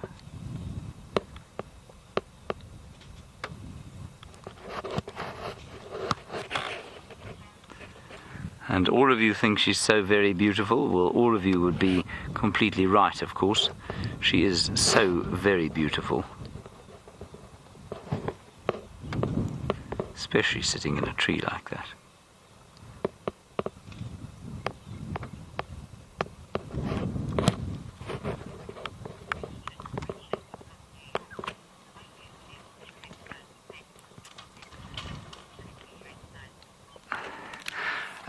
Richard, I'd say no, not quite. You say, are we able to recognize leopards' faces in the same way that we recognize human beings' faces? No, I don't think so, Richard. I think it's much more difficult than that, personally. And it's more difficult because we're not used to looking or recognizing the different features on their faces. We're not psychologically developed to do that. And so when you look at a leopard's face, you really got to look carefully in order to see the differences. Once you become familiar with them, however, yes, then you absolutely start to see the differences. But I still see her sometimes, and I have to just make sure that I'm looking at the right thing, that I'm not looking at a different leopard. But once you've seen them a few times, then yes, you can recognize them. But they don't have individual faces like humans do. Or, in fact, the only animal out here, I think, that has a face as individual as a human being's, quite interestingly, is a buffalo.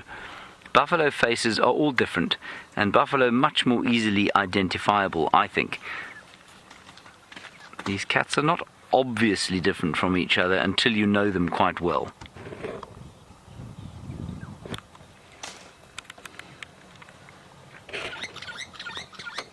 Oh, she's just lovely, isn't she?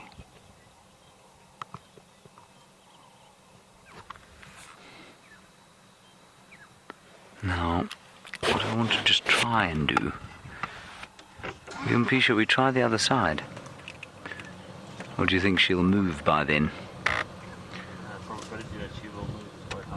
It is, but can you imagine getting her with that sky that we have behind her? We're going to try. And while we... Oh, no. Here we go. She's moving down. Let's head across to Brent. He's managed to extricate his cameraman from a bush. Now, this is amazing. So, we didn't have any luck with Osana, so we've snuck back to Xongile, and we are no more than 20 meters from the tree she's in. And she knows we're here, very much so, but she's closed her eyes and she's gone back to sleep. So she doesn't mind our presence at all, which for me is absolutely incredible. Hello, beautiful. Oh, she's tired, kitty. This is one of the most rare things to be able to do in the African bush. I mean, she knows exactly where we are. She's actually moved from where she was with James. Now she's lying on a branch out in this golden light, and we're 20 meters from her. Now this is the product of some very good and very hard, sometimes, habituation work. Now, it takes time for animals to get this relaxed, and the fact that we're out here on bushwalk and Rex has found something. Rex has found a hat. Oh, it's quite a nice one. I think I might keep this. This has been here for a while. I think it's been stood on by an elephant even. Oh, were you playing with it, Xongololo? No, you're just napping. So, remember hashtag Safari Live on Twitter. One word. What would you feel like if you were 20 meters away from a year-old leopard cub on foot and she was taking no notice of you and just going about her business? Hashtag Safari Live. One word on Twitter. How would this make you feel? Oh, I can tell you what my one word is. Ecstatic. Absolutely ecstatic. Craig, what's your one word? Craig's a man of few words. It's delightful. Good. Delightful, there we go. We're just trying to look. Unfortunately, with the bushwalk antenna, it's quite hard to maneuver around here. There we go. Zoe says stunning. Couldn't agree with you more. And I think the most amazing thing is that she's feeling comfortable enough to sleep And I started whispering, but I mean, this is part of the habituation process. I'm now talking normally, and she's still completely calm, completely nonplussed by our presence. So we are going to leave the little Xongile to her afternoon slumber. Unfortunately, our battery is starting to give us a little bit of problems, so this is going to be our last segment, but it has been fun. I know I didn't quite find the leopards. James found it and I came afterwards, but I think I'll forgive myself this time. Who knows, next time maybe we'll find them by ourselves.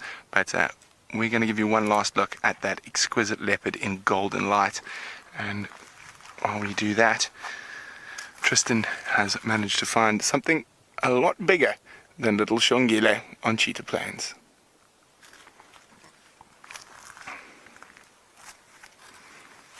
It's nice. Well, we did have visual of it, but unfortunately they've gone into thick bush. We're going to try to see if we can get a little bit closer to them, but it is a herd of elephants, and I'm quite excited to see them. I was driving away from the dam and saying to Dave, I was hoping that there would be some ellies at the dam, and as we said that, on our left hand side was some elephants. Now, the area that we're in is probably the longest grass that I have seen in the last 2 years. I haven't seen grass like this for a long time. So it just shows how much more rain we've had down in this section than we did up in Djuma. And the ellies are absolutely loving it. They're taking their trunks and just pulling up huge swathes of grass as they go. The problem is it's not easy to off-road here because everything is hidden, so you can't see any stumps. So I'm going to just try to see, you can just see them moving through there. Say it's a little bit of a thick area, so we're going to just try to see. Now, obviously Rusty had a bit of an issue this morning with his steering rod, and it was changed and everything was sorted out. So we're going to try to be gentle. I know Brent gets very attached to Rusty, so I'm going to try to look after it for him and make sure that we don't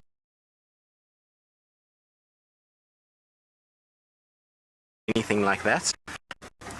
But I don't know if we're going to be able to keep up with these ellies. It's awfully thick in here, and they are quite mobile. So we're going to try one more time just to see if we can get a visual. If not, I'm not going to pressurize them too much. Alright, and so we're going to go back to James while these ellies are mobile. I believe Karula is also quite mobile, and see if we can maybe get ourselves into position, and hopefully you guys will get a great sighting of Karula as she moves. She's heading towards Sydney's dam, and I'm just going to give Mike a little bit of a drive in front there because he's been hanging very politely behind us. I know that's not the best view of Karula we've ever had, but of course if she is moving down the road, then we must take turns to have a look at her. We had some beautiful views of her. I was really hoping she was going to get behind this gunmetal grey sky there, because a leopard against that background is too gorgeous. I think she's going to... There she is. Oh, look at her in amongst the grass there. Isn't that stunning? So she's marking and she's hunting, you know. Sorry, just nearly lost the front of the car.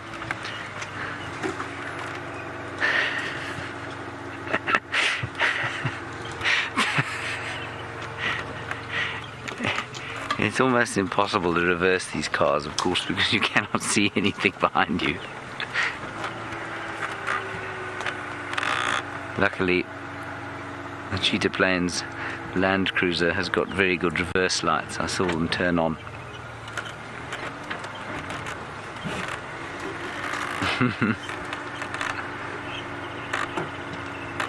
Oh, take care. They do growl. You say, do they growl and roar? Absolutely, they do both. They growl, and if a leopard growls at you, it's the most ferocious sound. It'll curdle your blood and turn it blue within seconds, even if you've never heard it before. Oh, she's tired. And they don't roar as such, but they saw. I know that sounds ridiculous, but that's what they do. It's a similar kind of mechanism It's a similar mechanism that allows a lion to roar, and they've got a voice box that allows them to sort of make a very harsh, very loud sawing sound, and it sounds like this. It goes, but it's loud. It's very loud.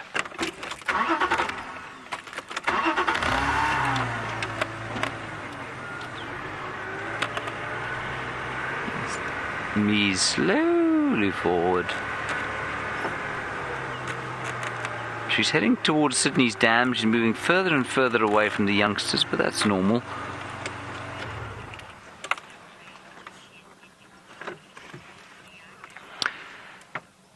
Now, Sean, you're asking a very interesting question, and I think it's probably quite a good one. You say, does a leopard this age start to hunt smaller prey because she's getting old? She's getting on. She's not getting old as such. I mean, she'll be 13 next month, which is, I guess, around the equivalent of a 45-year-old human being. So, yes, things are getting a little bit more difficult for her. I'm sure when she wakes up in the morning, her joints are a little bit stiffer than they once were. But she still takes down adult male impala, especially during the rut. So I would say, yes, there will be a tailing off on the size. She probably won't take on things she might have when she was 8, but certainly she's still capable of taking on adult male impala very comfortably. And they're more than twice her mass. Yes, that's what I said.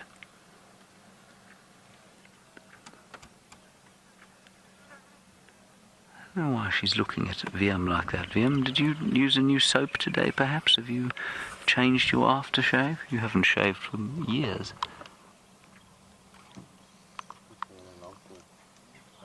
Yeah, I think that's right. I don't think it's your aftershave. I think it is the alarm call she heard. Good point. It could easily be.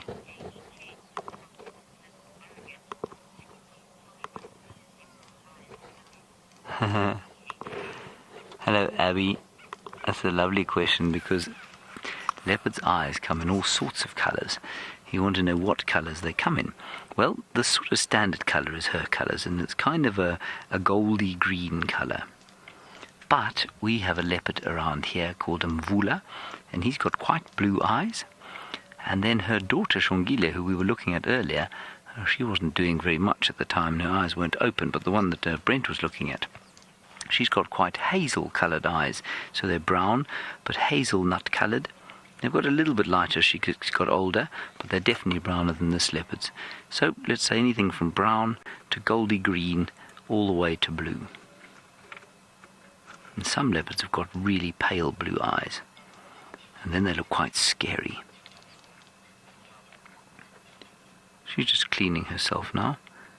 You can see her big vicious teeth there, but also you can see that they're quite yellow now. And if you compare them with, perhaps, I don't know if Xongile gave you a yawn while you were watching her earlier, she's got pure white chompers. Those chompers of Karulas have been used now, of course, for 13 years, and so they're just a bit more yellow. It's a nice way to tell that she's getting on a bit.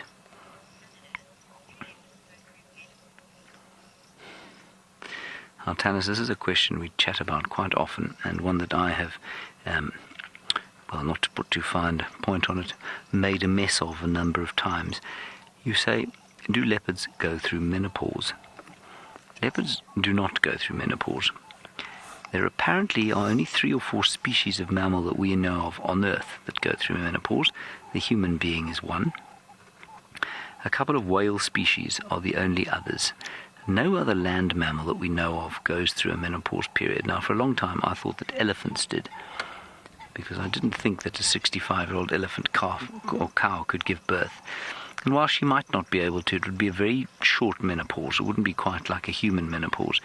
Now, they think that the menopausal period is most common in animals where the adults have a teaching role to play to youngsters, especially grandparents, where grandparents have a role as repositories of knowledge. So, of course, in human beings, you know how much you learned from your grandparents, if you had them, if you were lucky enough to have them. And you can imagine in a Stone Age society, or even before that, how important it was to have these repositories of knowledge where grandparents and even great-grandparents would know where the water was. They'd remember drier seasons, drier times, different environmental conditions. And without that knowledge stored in the minds of those human beings, then there would have been no point in having them from an evolutionary perspective. But as repositories of knowledge, they played an enormous role in the development of the society. And just some birds alarm calling at the leopard now.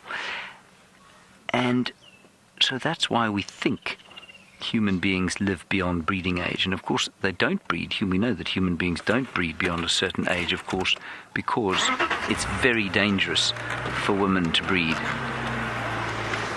It's very dangerous even for a really healthy woman to breed. Now, I don't know about the whales, but there are a couple of cetacean species that do that, and maybe elephants slightly, but otherwise not.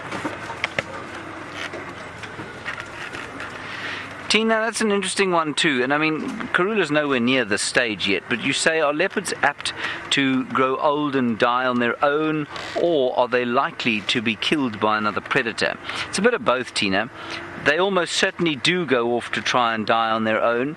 And a very famous leopard called the 3-4 female from Londolozi did precisely that. One day we saw her, she was looking dreadful, she was looking old and haggard and tired, she was 17 years old, and she eventually, can you see her, Vim? She eventually just walked off into a drainage line one day and was never seen again. A hyena could have taken her, perhaps. A hyena will find an animal that is not healthy, because hyenas will move throughout the bush, but if the leopard's lucky, she'll manage to stay out of their way until the time that she knows that she's going to pass on. There she is, she's right in the grass here. That's just wonderful, isn't it lovely? But 90% of the time, I'm afraid, animals out here do not die of old age. They are normally taken. And that is just the law of the wild, I suppose.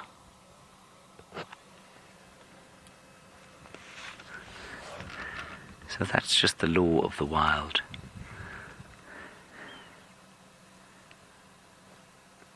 Isn't that a wonderful shot there? In amongst the Chlorus Roxburgiana.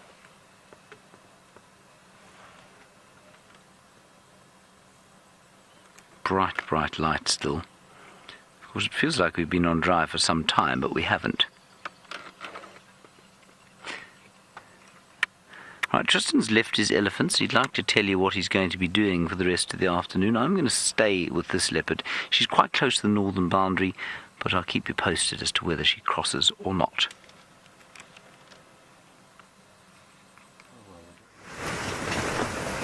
Alright, so we left our elephants. Unfortunately, they carried on into very thick bush, so it became a bit of an impossible task. And seemed like they were on a serious mission. They were heading straight north, so I wonder if they hadn't already drunk and they were just going to go and find some good areas to feed.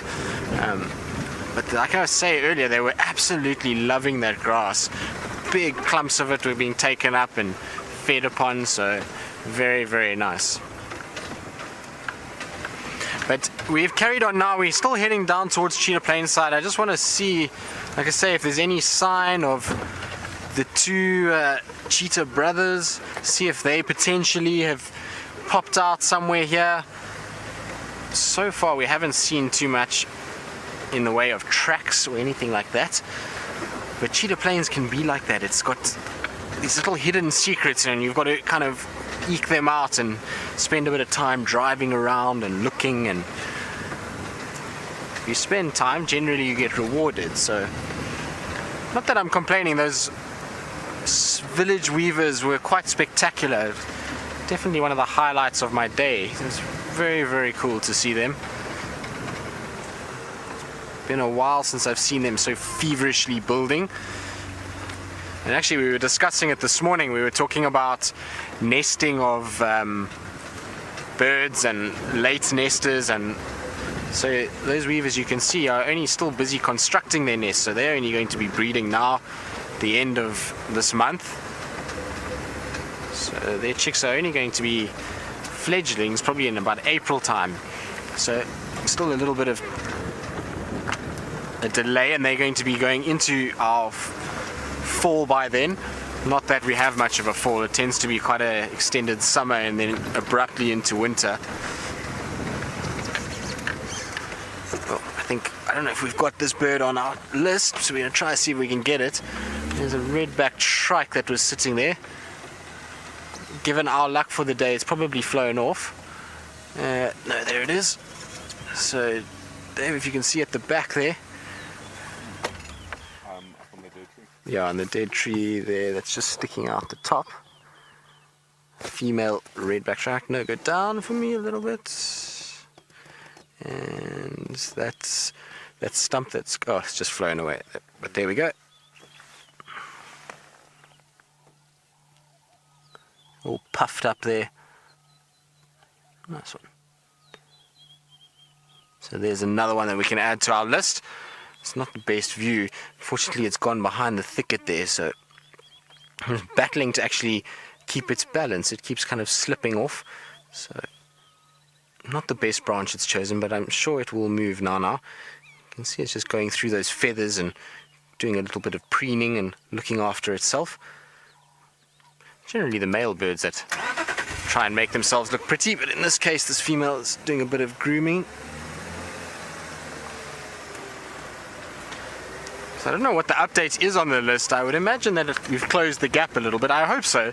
This morning we got 1 or 2 birds, and this afternoon a couple, so hopefully we've hit 20, which will be not too far behind Brent then.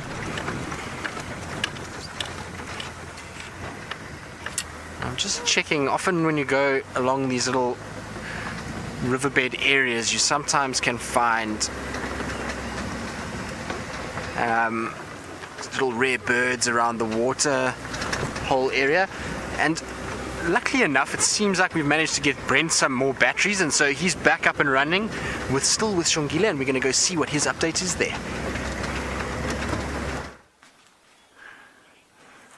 Well, Jandre kindly brought us another set of batteries that should hopefully last till sunset, and we decided that because it is such an incredibly special thing, we're going to probably spend the rest of our afternoon with Xongile. Now, as it gets cooler, she might come down the tree, and as I said, to view a leopard on foot like this is unheard of, and I think she is one of the most special little leopards that I've ever had the privilege of spending time with. Remember, #SafariLive on Twitter if you've got any questions, and remember that one weird tweet is still going. How would being on foot with a leopard make you feel? Now, she is very close to us. I just can't believe how relaxed she is, and you'll see I'm no more. And now Craig actually made a joke. He said we should have got ready to bring us some chairs. Well, when he brought us the new battery, we popped some chairs here, and look at that. She just turns her head. This is amazing. I mean, not a care in the world. She's gone back to sleep. Incredible. I've seen lots of leopard on foot, quite often slinking away, scurrying away, and the last leopard was sort of this relaxed on foot with us was Xongile. Even Xongile, I don't think he was this relaxed.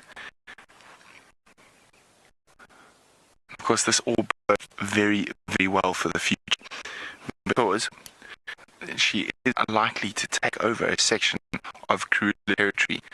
If she's this relaxed on foot at this, she's going to be an absolute boy as she gets her, and a little bit easier to track if she doesn't link off into the growth every time you near her.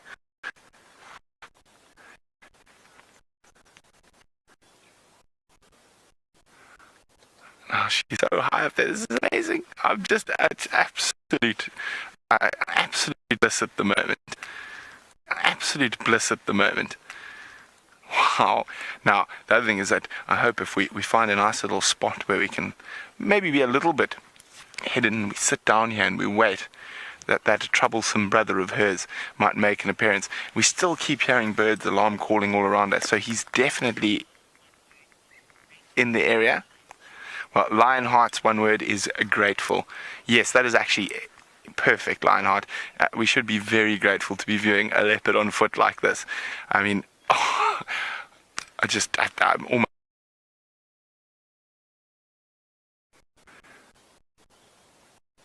This is fantastic. Very, very special leopard. Now, of course, James with Mom out hunting.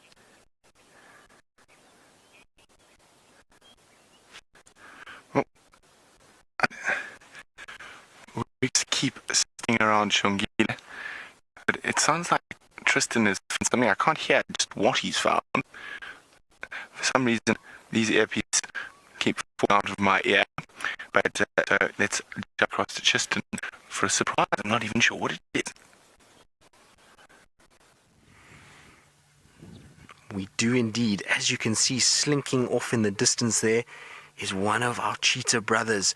So as we thought, we would try our luck and see if it would come and onto the plains, and there we have it, busy walking away.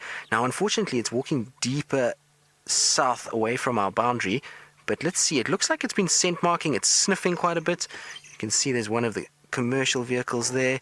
So I just want to see where it's going to go. It looks like it might turn towards us. In fact, it's doing a turn and looks like it's coming up this way, which is great news. The other thing is that it is mobile, and whenever cheetah are mobile is always a good sign. They like to hunt at this time of the day, so it really is a great time to be here, and hopefully this cheetah is going to make its way up towards us and we're going to get some sort of action. But isn't that a stroke of luck? And I was saying to Dave that always get lucky on this open area. I don't know why. It seemed to have luck with these cheetah brothers every time I come here. Now, it doesn't look like there's two of them. It still looks like just the one, as far as I can see. But he's just busy striding across the plains there. There we go. You can see it moving across there. Like I say, I'm hoping it's going to loop around. There is a wildebeest that is busy staring, watching it, just to the left there, and so maybe it's just doing a little bit of a loop round. A wildebeest of that size is a little bit too big for this cheetah by himself, and ultimately he probably doesn't want to be chased by the wildebeest, so do a wide loop and then come round. So I'm hoping he's going to start coming up this way. You can see it's just stopped and is staring and looking. So amazing. And are they not just so spectacular? And it's really nice to have the cheetah and the leopard this afternoon, because you can see the differences quite clearly between them. You can see this cheetah's got these small little spots, long body with a long tail. So I'm going to just try see if I can go forward a little bit, and hopefully, like I say, the light has just come out now. There's a bit of sunshine, so I'm hoping that this cat is going to start coming up towards us in this beautiful gold light. It will be quite spectacular.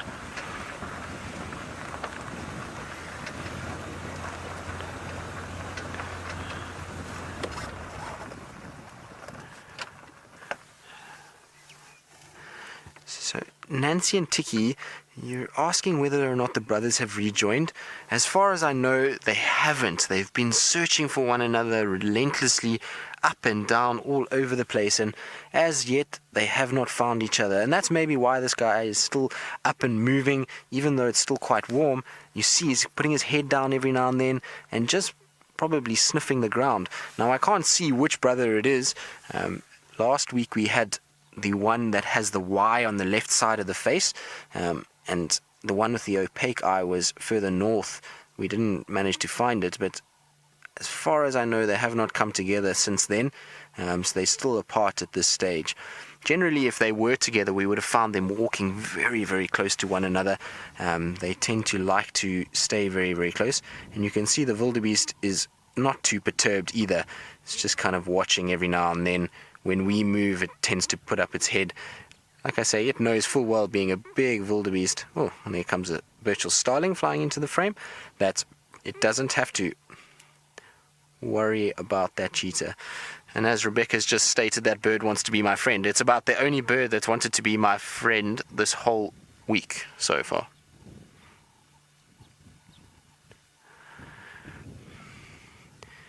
So, Debbie, you want to know what a cheetah sounds like? Well, I am absolutely terrible at doing most calls, in particular cheetah, but it is a high-pitched cry, if that's what I can call it. It's unlike anything that you've probably heard before. It almost sounds more bird-like than cat-like. It is a very interesting sound. Like I say, there's no ways that I can even get it right. I think my voice is a bit deep for it, but they make this little chirping sound, and like I say, very bird-like in its sound. Hopefully, if this guy comes up and is looking for the brother, maybe we'll even hear it, which would be really, really special. But you can see by the way it's looking around everywhere, sniffing around. It's trying to locate the brother, I'm sure. There's no other prey items that I can see out here, so it's not that it's looking for any food source.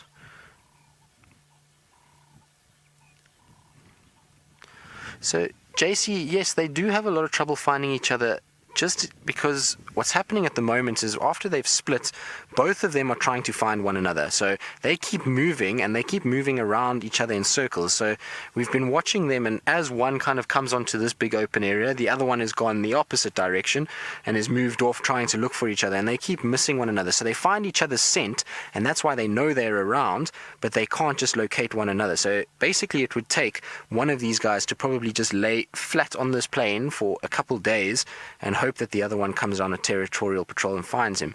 The other problem is that cheetah in this particular area, their territories are so large because their density of them is so low that to cover their whole area takes many days. Sometimes these cheetah will disappear for 3, 4, 5, 6 weeks. We don't see them, and they're busy patrolling all over in the Kruger, south of us into Mala Mala, and north of us into Buffelshoek and the Manyeleti Game Reserve, and so they can move quite big distances, and so that's why it's so difficult. You can imagine it's a needle in a haystack situation. They moving, both of them, all the time, and one is on the opposite side, and then as that one gets there, the other one is shifted down, so they bypass each other quite a bit, unfortunately. So, Andreen, you're asking if the one brother could be off mating. I highly doubt it. So the reason why they separated, as far as I understand, is that, and this is just going on what other guides have told me, is that these two boys were unfortunately resting somewhere, and a pride of lions ended up chasing them and splitting them, and that's why they ended up being separated. So in that case, I'm pretty sure that this other male is not going to be mating. You never know, he might have come across a receptive female and taken the opportunity, but I highly doubt it. Like I say, there has been different sightings of the different brothers, both of them roaming and pacing around looking for one another, so it is highly possible that they're actually just looking for each other. They're not mating at all. And also with the sound of mating, you would find that this one would probably have found him and been able to locate him. As you can see, it looks like it's doing a bit of scent marking behind that bush, and now off again it goes. Unfortunately, it's changed direction and going further away from us. Alright, so we're going to try and stay with it and just see. It's busy disappearing at the moment, but we're going to go to Brent, who's still with Xongile. We'll try and keep tabs on this cheetah and see where it ends up.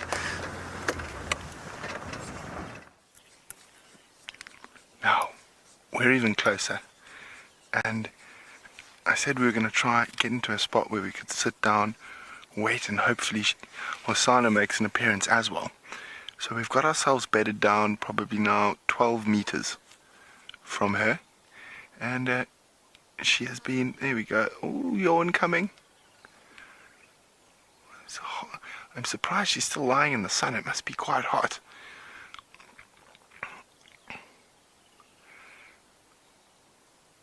But we can hear the birds alarming behind us still. So we've got down, we've got low.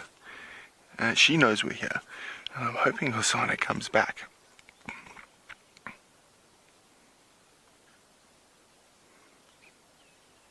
This is just absolutely magical. That beautiful, perfect golden light. The most perfect little leopard. This is turning into the most perfect afternoon. I mean, she's even turning her head away from us. Oh, yawn. Little one. So special. Stay away from that naughty crocodile, Twin Dams. She might move. As I said, she's lying in the sun. She's been lying in the sun for quite a while now. So she might get a bit hot.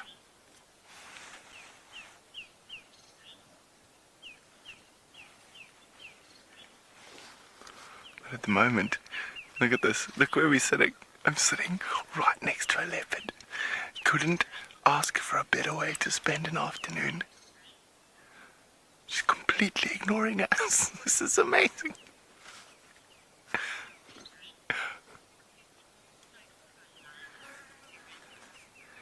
Now, Kieran would like to know, would I get this close to a lion? The answer is no. Mostly, lions will actually run away from you when you get this close or charge you. So normally, if you do get this close to a lion, it's by accident. It's not on purpose. And it is quite a unique thing. As I said, I've tracked leopards all over Africa, and I've never sat for this long, this close. Normally 30-40 meters, but with little Xongile, she just seems to be so relaxed. Oh, it's landed in the tree with her. Oh, it's flown away, don't worry. Oh no, it's landed again. It's a woodlands kingfisher. And she raised her head as it landed. If we're going up on the left-hand branch with the big hole in it, you get to the first. Oh, he's flown. Don't worry. He flew away. But Xongile is completely flat along that branch. Now, as I was saying, yeah. So with lions, they normally run away or charge you. 99% of the time they'll run away. But strange enough, I have been closer to a lion than this. I've also been closer to a leopard than this, but both in those occasions I was being charged. Of course, this is far nicer than being charged. I still just can't believe it. Now I know I've had them on foot, but generally it's while I've been tracking, not on bushwalk. So get in there, find them, get back to the car, drive back in the car. I mean, we could almost say we're having. Oh, she's standing up. She's standing up. Oh, look at that. Imagine she comes down the tree and closer to us. Wouldn't that just be stunning? I think I would even be at a loss for words. I think she might stay in the tree. She might just move to a bit of a shadier spot.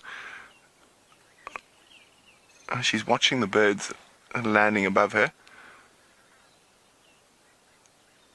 There's actually a woodlands kingfisher nest, and I can hear the babies. We can't really see it from where we're sitting. And luckily for the woodlands kingfisher, it's a little bit out of even a very good climber like Xongile's range. Now, I think she might move very, very shortly. There comes another yawn. Let's see what she does. Let's just stay here for a little bit. As I said, the temperature's dropping a little bit. But there we go. Look at this, she's stretching. Oh my goodness.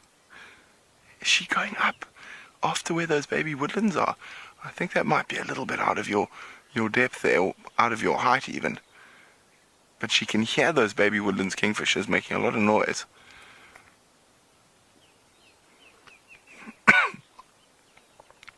She's looking like she wants to go up.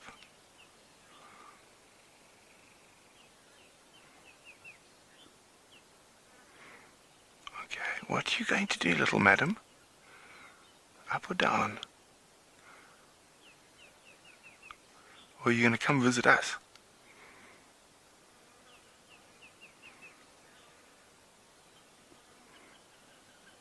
Craig, her head's behind a bush for me. Is she just smelling the... Just smelling, okay. There's another yawn.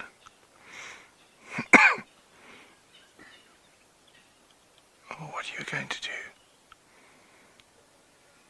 And she's behaving as if we were in a vehicle. I mean, look at this. This is unbelievable. There we go.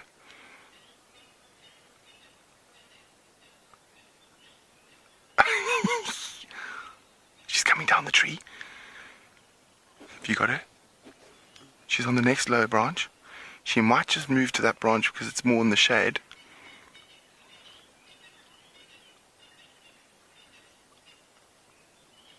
Oh, that she's going to lie down in the shade. She got a bit hot in the sun. So we're going to sneak around to get into another spot where we can see her. While we do that, I don't mind Tristan catching up on the bird list because I'm lounging with leopards. Let's go see what he's up to.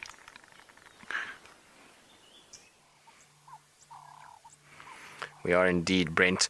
We've got these two beautiful comb ducks that are busy preening themselves in this beautiful afternoon light.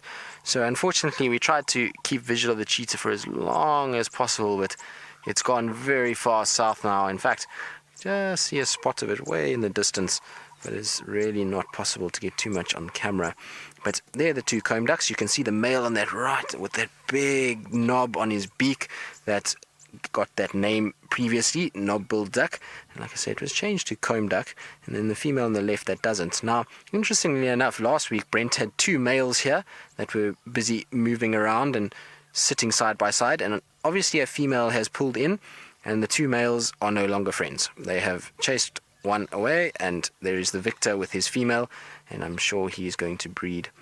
But they are absolutely beautiful, particularly in this light. You can see that iridescent sheen that comes off their wings with their beautiful kind of blue and emerald coloration.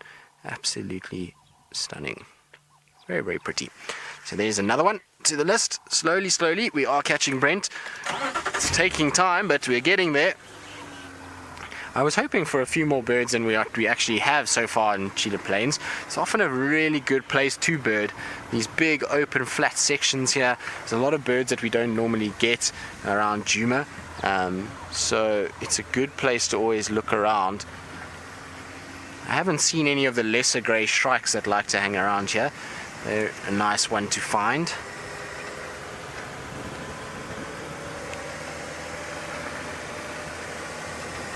And they really like these big open sections. It's a perfect place for them to survive.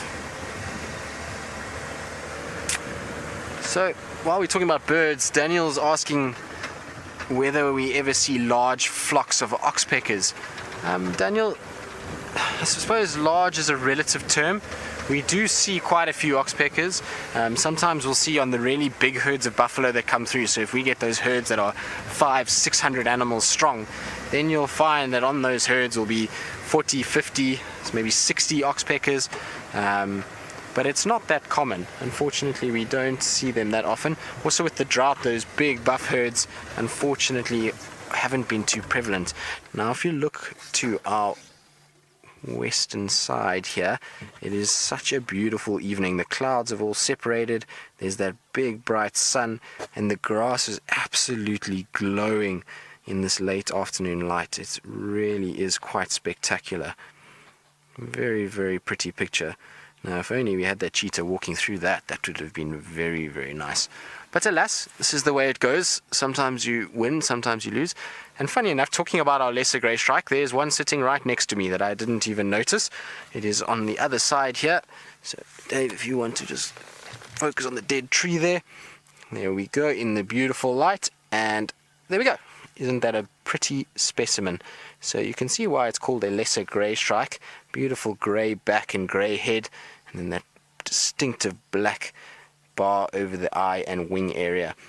And like I was saying, they're quite common on this open area. You don't see them really in the rest of the reserve, but down here, quite plentiful.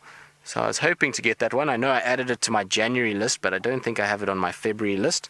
So there is another good one for the bird species. Nice.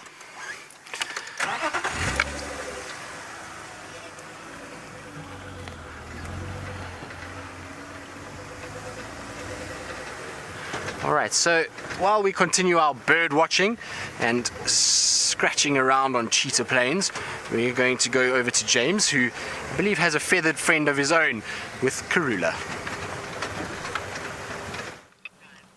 We don't have one feathered friend, we don't have two feathered friends, we've got three feathered friends. There is a flock of babblers, there is a crested barbet, and there is a starling sitting just above it, a Birchall starling. And of course all of them have been attracted to this area because of the presence of the great queen herself. There she is. She's fast asleep. She's been so active the whole afternoon, and now suddenly she's decided that life is far too exhausting. She's going to sleep. In the company of, I think, the best looking bird there is probably that babbler, although it's not as obviously good looking as the barbet. The barbet is very pretty colours, but I must say those babblers, well, let's just look at that one. I mean, that's gorgeous. But if you look at the babblers when we go to them next, you will see a tremendous amount of subtle beauty. They're certainly neater than the barbet. They've got gorgeous eyes, little bits of red and little bits of gold. There's one right, yeah, there we go. Come on, sit still. There we go. Sort of a less is more thing, where the barbet is kind of gaudy. The babbler is, well, it's got much more subtle beauty to it. And the starling, well, a starling just looks like a starling, really. Sometimes they look great if the light is right, and sometimes they just look fairly drab. Karula never looks drab, though, does she, Wiem? And even if she did, we wouldn't say so, would we? We wouldn't dare. I think this is a lovely story that's been going on here, because we do talk so much about the textbooks and how they are so seldom sort of, well, they're so seldom read by any of these animals. I haven't met a leopard yet who can read very well. You have? Oh, Liam says he has, but we'll talk about that later. And they're known to be nocturnal, aren't they? But we've watched this leopard move throughout the hottest part of the afternoon, and now as things start to cool down, she's going to sleep over here, which I just think is amazing.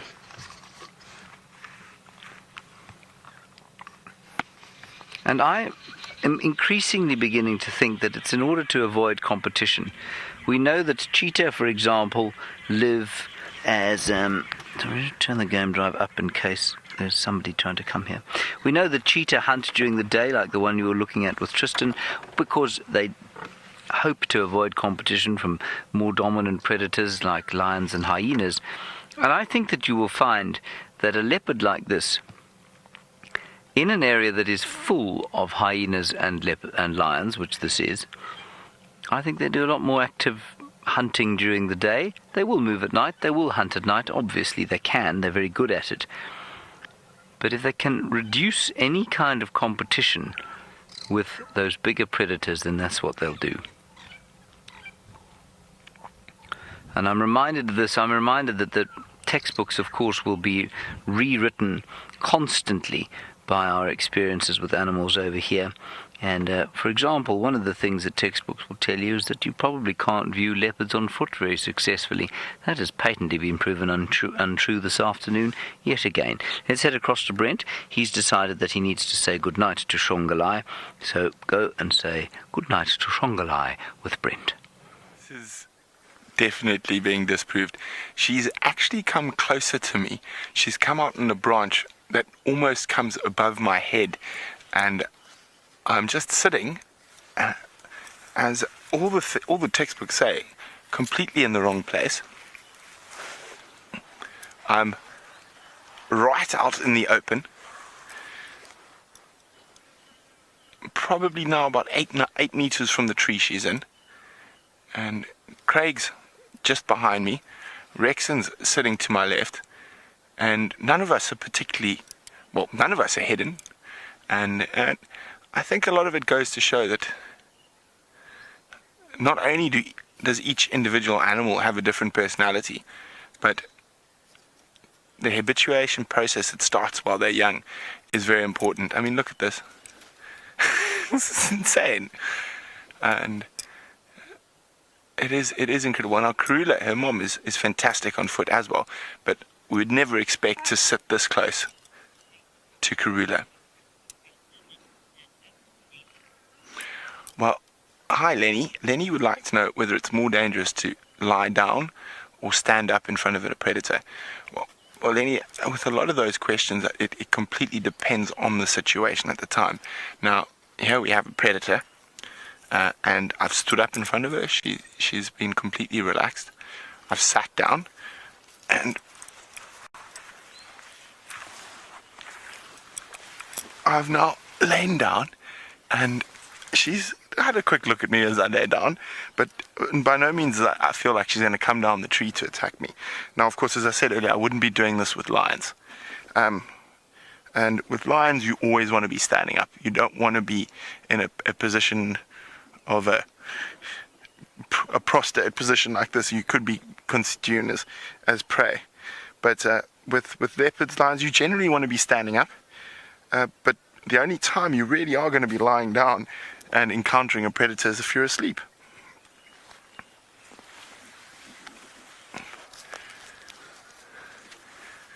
Now, she's lying in a giant African ebony, and maybe her height also gives her a bit of a feeling of security, although just from reading her body language today, I don't think so at all. I just think she's become comfortable in the presence of the many tracking teams and the Safari Live guys, the bushwalk. Look at that, out she goes, that have been spending time on foot with her, that she knows we're not posing a threat. So she knows we're not posing a threat, and that's what enables us to get as close as we do. Now, JC would like to know, do leopards hunt in trees or on land? They hunt in both, but 99% of their hunting will be on the ground. It's very seldom that they'll leap from a tree down onto something. It is a very rare occurrence, and the chances of an impala or a nyala wandering under the tree they're actually in at that very moment are quite slim. And also, as they move along the tree, their claws have to grip, so it makes quite a bit of noise.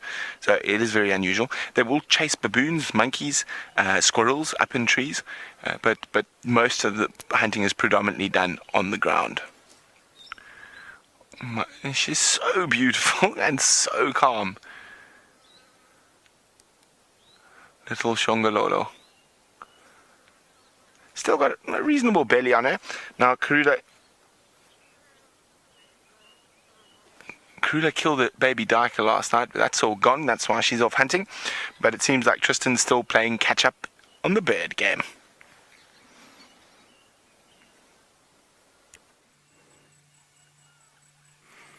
So we are trying to play catch-up. Now, this is a bird we have seen already, but in this light, it's just absolutely spectacular. It's hard not to drive past them and admire them when they look like that. Absolutely incredibly beautiful. They're sitting on all these dead trees as we're driving along, and it's just so eye-catching as we go.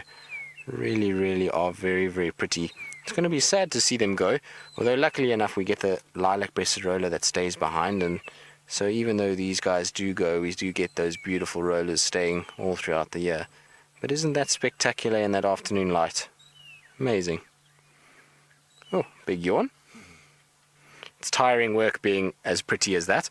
Now, it's not the only bird that we have here. We also have another two birds that are sitting in front of us, both of which are calling, and that's how we found them. The first one is very well camouflaged, and just there to the right of that acacia, it's sticking its neck up, is a black-bellied bustard. So you can see it's having a little look around, and it's been calling intently since we've been here. Now this is the male. You can see the black going from the beak all the way down their throat and onto the chest, and that's where it gets its name from. Now it's been calling, but nobody has been responding, unfortunately for it. So still a lonely boy, unfortunately. I'm sure there'll be a female around. Let's see if he'll call again for us. Often when they stick their neck up like that, they're about to start calling. So let's see. It'll be really good if he does. We had one the other day that was very obliging and would call quite regularly for us. This one seems to have gone quiet now. I think it's trying to listen out and just hear if there's been any reply to its vocalizing. While we've been sitting here, it's probably called 2 or 3 times already. There we go.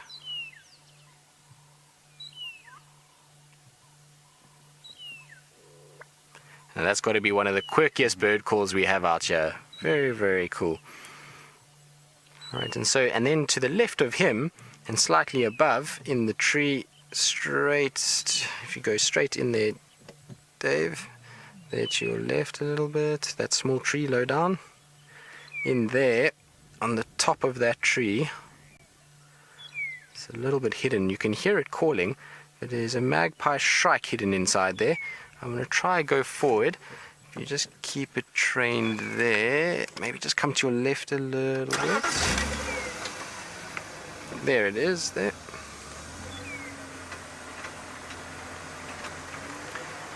So while we're just repositioning, trying to get the magpie shrike in shot, Lionheart, you would like to know when the Europeans are going to leave. The European rollers, that is. The European rollers are going to probably be leaving us in the next month or so, I would imagine. Normally by March they're gone, unfortunately. And there's the magpie shrike sitting beautifully out in the open. So it gets its name from those black and white coloration, which is the color of magpies. And it used to be called a long-tailed shrike, which I thought was a far better name for it. That extremely long tail is very indicative.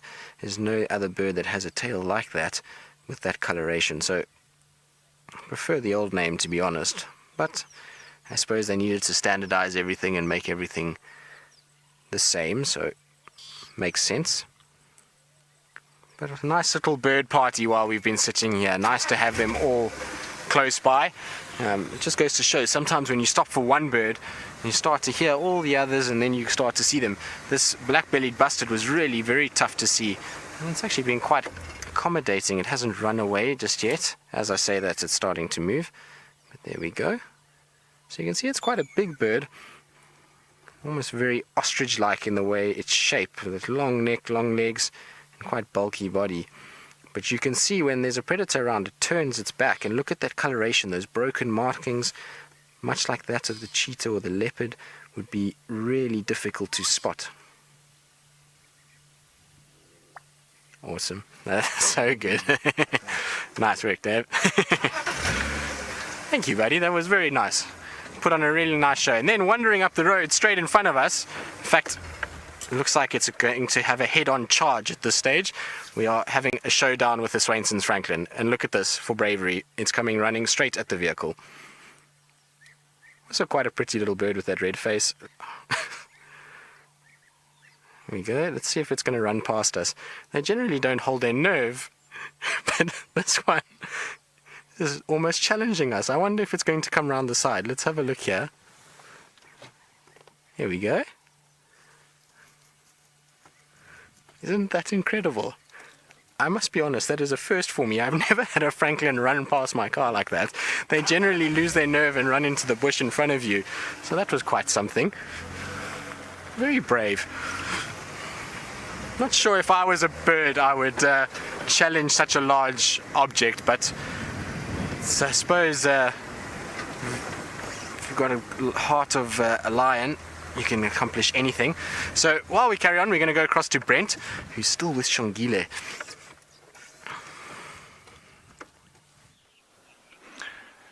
Now, of course, these are incredible images we bring you on foot of a leopard no more than 15 feet away from me in the tree behind.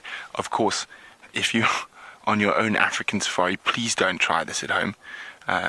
I've grown up in the bush since I was 4 years old. I've been working professionally in the bush for 15 years. Rexon, who's with me, has been working in the bush for 23 years. So we do really know what we're doing. And that's what makes us so amazing, because you don't get to experience leopard sightings on foot like this. This is absolutely unheard of. All the textbooks say it's absolutely impossible to view leopard on foot. Yet, here I am, 15 feet away from a female leopard in a tree on foot. There's no car around us, there's no support, and this is live. And the ability to be able to share this experience, this is one of the most amazing experiences of my life, and I've lived in the bush my whole life. My first memory is of walking into an elephant bull at 2 years old, accidentally, and getting a hiding from my dad for wandering away from a pan. And this is still going to definitely be up there with one of the most amazing and spectacular experiences of my life. Hello, little Xongile. Look at that. She's listening to a game drive vehicle that's driving past and sneezing, rather than paying attention to us who just below her.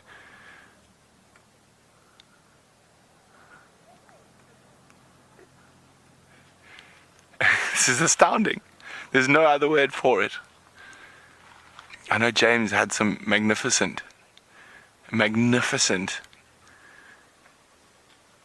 times with her on foot, but I mean, we've spent a good hour and 45 minutes on foot. I mean, we started off far away, 50-60 meters away,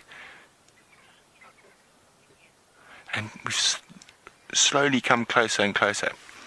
Now Michael's wondering, as she gets older, are we going to be able to continue spending time on foot with her like this? I hope so, Michael. Quite a lot of these traits sometimes run through into adulthood with females. It's less likely with males because the testosterone takes over and they've got to fight and they've got to move around. They've got to move into areas they're uncomfortable because they've got to move out of their natal territories. But with a female, it is possible. Rexon spent a bit of time with a leopard that I've also spent some time with, called the 3-4 female, in the southern Sabi Sands, and we could get, when she was an adult, as close as 10 or 15 meters, but not really sit underneath her while she's in a tree. But when she was younger, it was possible. So I'm really hoping that as she gets older, she doesn't develop a sort of a bit of a nervous streak. But I don't see it happening, Michael. I think this is going to be a spectacular leopard as she gets older. Now, we heard some impalas snorting their heads off just to the south of us. So I assume that's where Hosanna is, because Karula is with James quite far from here. But this is truly amazing. Now, it's starting to get a little bit dark. The sun is starting to set. We've still got to walk back home, and I can't think of a better way to have spent our evening. So from Xongile, myself, Craig and Rexon, it's been a word which was banned in the Safari Live camp. It has been an epic bushwalk this evening. See you bright and early for the sunrise safari.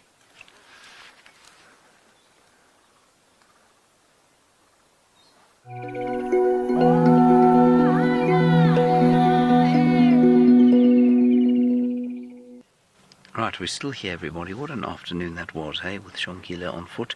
My hashtag, or one-word tweet for that is, well, deeply jealous, really. I've had one wonderful experience with Xongile on foot, but I've had fewer, sorry, I turned the wrong way there. I have had fewer experiences on foot with those two little cubs than I've wanted to, and I'm rather jealous that Brent spends so much time with her. Let's hope that she does maintain that kind of trusting nature on foot. It would be great. I've spent time with Karula on foot too, and she's okay with it. I mean, she obviously knows that you're there, and I think she's not quite as curious as Xongile, but that Xongile will lose her curiosity as she gets older, of course, and she will become slightly more defensive. But even her mum, if you see her on foot and she knows that you've seen her and she's seen you and, everything's sorted out, she will sit very comfortably with you. I'm not sure that she'd remain in a tree for too long, like Xongile has there today, and I don't think she would come towards us like Xongile does sometimes, and I think Xongile probably will lose that. She'll start to pay less and less attention to us, but as Vem was saying, it is actually possible to habituate a leopard to walking with them. Now, I think it's quite interesting as Karula sleeps here. It's very important, of course, as Brent is mentioning, that when a leopard does become habituated, it's a very fine line between that and believing that the animal is domestic, that the animal is not wild, and therefore not potentially dangerous. Now, I don't believe that I don't believe that Xongile is potentially dangerous just yet. Well, she is. If you tried to corner her, she should be very dangerous indeed. But an adult like Karula, you would always be wary of. And so when Xongile becomes an adult, even if she does tolerate our presence on foot, you'll always be wary, because you just never know quite what's going on in their minds. Right, the sun is setting down off to the west. You can see the light has faded, and in fact can we have a brief look at the sun going down there, Via? And I think Karula's rather exhausted after a day's activities. She's lifted her head briefly now, and I think we'll sit here another 10 minutes or so and see what she does. And if she doesn't move around, I think we'll probably head off and see what else we can find.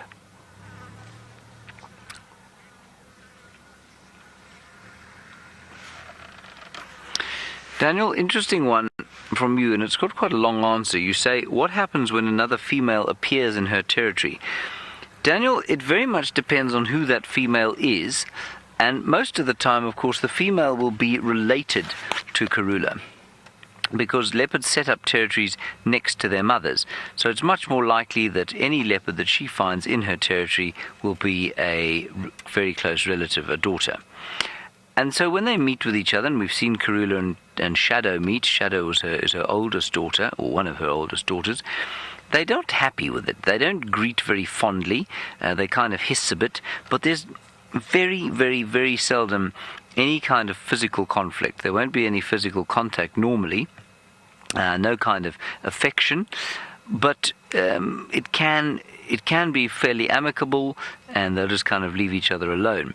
If she was to find an unrelated female in her territory, which is possible if she was sort of on the border of the family lands, as it were, well, then things might get a little bit more heavy, they might get a bit more physical, but leopards will avoid physical conflict as much as possible, as I mentioned earlier. Now, in one really special case, in fact there's a similar one that I heard Taylor speaking about yesterday, but in one astounding place or case down at Londolozi, there was which is just to the south of us, there was an incident where a leopardess came across her daughter who had 2 cubs. So she came across her daughter and 2 grandchildren, and instead of there being a conflict, the grandmother, who was about Karula's age, had already lost, or had recently lost, a cub. And she adopted one of her daughter's cubs and raised her to adulthood. And that male then went on to create quite a name for himself around the Londolozi area. He was sadly killed last year in a territorial dispute, and we're not sure who killed him, but it could easily have been Kunuma, who was Karula's offspring and went down into that area to sort of set himself up. I'm not sure where he is right now, though. That was a dove flying past. So that was a really interesting thing. And so we don't, the short answer to that is, yes, sometimes they can be violent, sometimes not, but we really don't know what they're thinking, and we don't know how an incident like that would play out necessarily.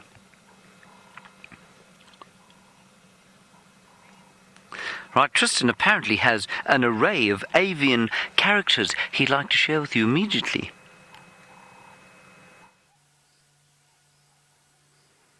We do indeed. We have these beautiful little African hoopoes that are having a little dust bath on the road. There was 2 of them. The other one flew off as we crossed over. But isn't that a pretty little bird? I was hoping it was going to lift its crest for us at some point.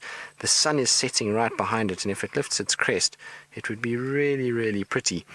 They're busy digging around as well. You can see it's going along with its long beak, and it'll go into little holes and look for insects, earthworms, crickets, those kind of things. Very unusual little birds, but very, very pretty. Now there's one in Europe as well, slightly lighter colored than these guys. These guys can get quite dark orange when they want to. This stage, the light also being behind it is not showing the coloration that nicely, but as you can see there, pretty spectacular sunset coming through those trees. Really, really pretty. It's hard not to get sidetracked with sunsets like that. Often kind of going along and you see that and just stop and admire it for a bit. Absolutely beautiful. Very nice.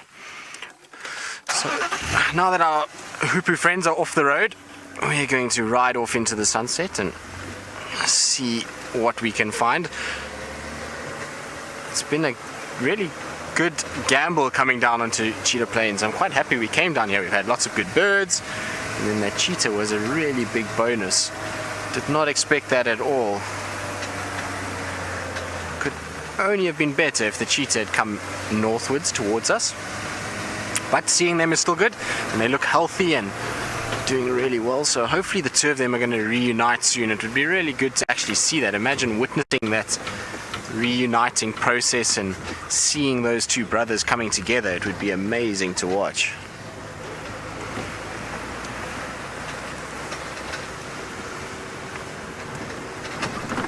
And it's amazing all the smells that are around this afternoon. It's beautiful, beautiful smells of marulas. The grass is quite pungent, lots of aromatics in the forms of the basils and the like, so really, really nice.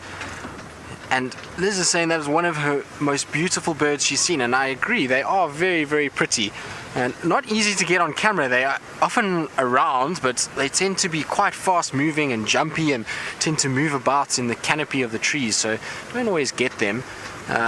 So that one was very, very kind to us. It waited perfectly for you to join us before it decided to fly off. So we're coming up to an area that I really like. It's called 3 in a row pan, and so it's as the name suggests, 3 pans in a row, 3 little water holes. There's often interesting things lurking around here. Often see buffalo and herds of ellies, and sticks sometimes spend time here. I know quarantine is often seen here, so we're just having a little look just to see if there's anything at the pans. At this time of the day is when so I believe James has renamed it to, I think, trifecta pans, is that what it is? Which is, I think, probably a better name. And Rebecca is telling me that that is correct. I think I'll have to agree with James, because they're not really in a row, they're a little bit more triangulated, as James suggests. But always also good places to look for birds. It's often a place where birds will make their way, especially in this area. It's not driven that much, and so you sometimes will find pretty uncommon birds that are just around and at the edges of these water holes.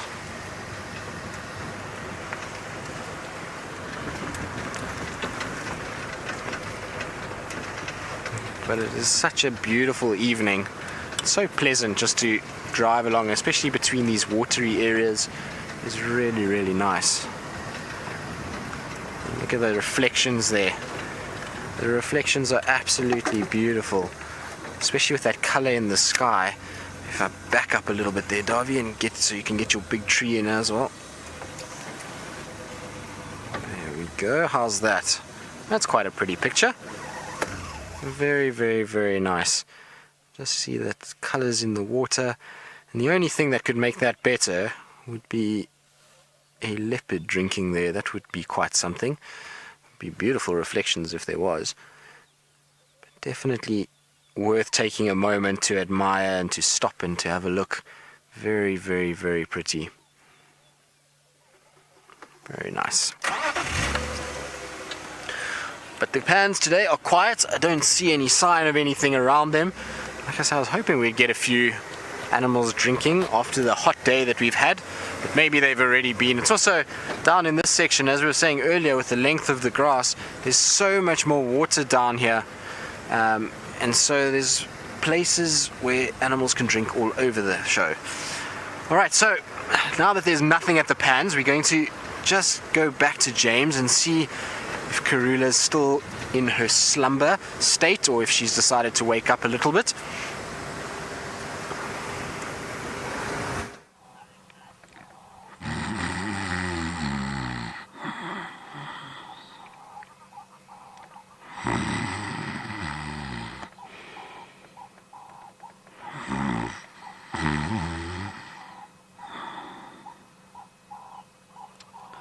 She still seems to be in her slumber state, everybody. I was pretending to be asleep. Ha ha ha ha. I realized as I started doing that of course it's an old joke. I've done it before. In fact, the very first time I did it, here's a little trip down memory lane for everybody. Cue that sort of wavy.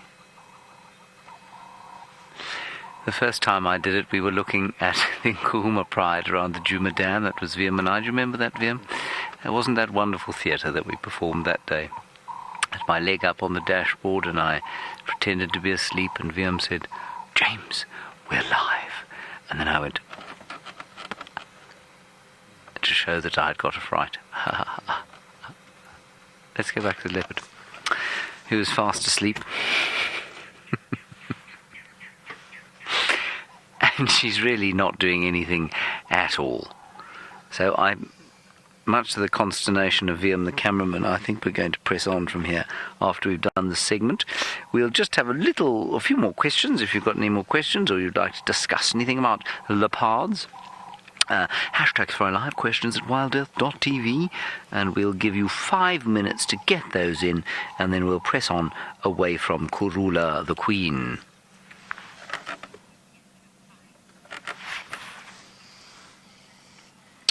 Shannon, this is a question that probably has as many answers as you can think about situations in which the situation might occur, if that makes sense.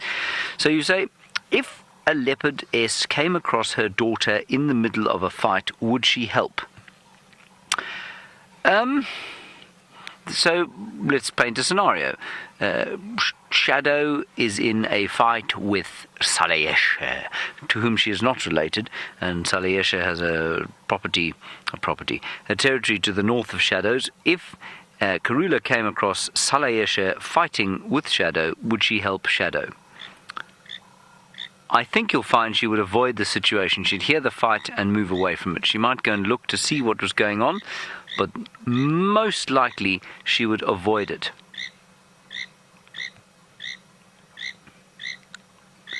Interesting, I've just had a report on the radio that dogs are heading west in an easterly direction, which is quite interesting.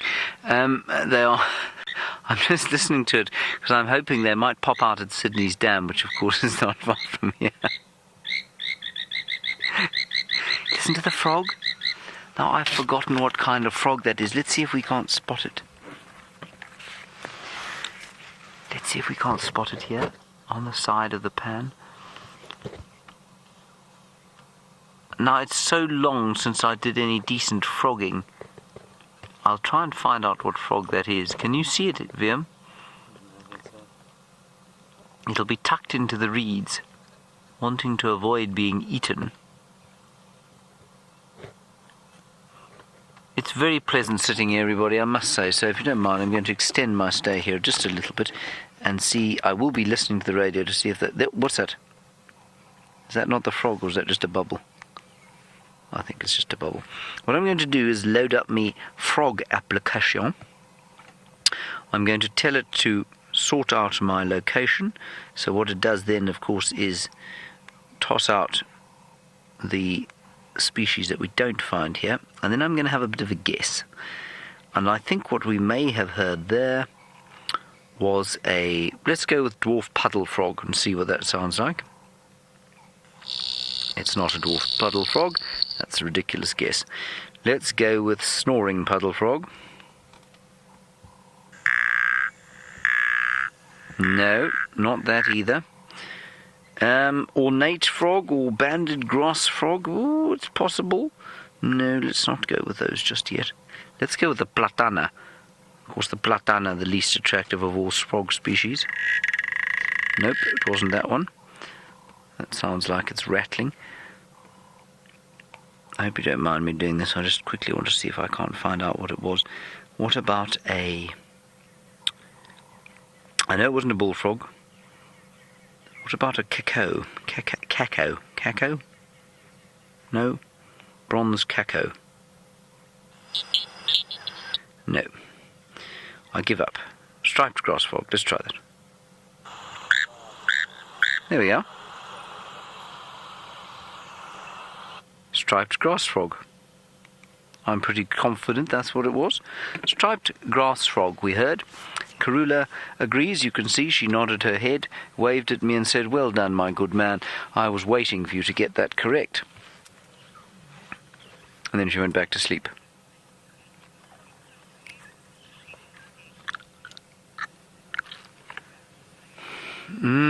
Shelley, I think you're absolutely right. They were reprimanding me for my pretend snoring.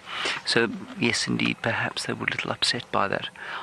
I think now I'm going to make the decision that we leave, because there's not much light left, and let's just head to Sydney's Dam. Those dogs were heading this way.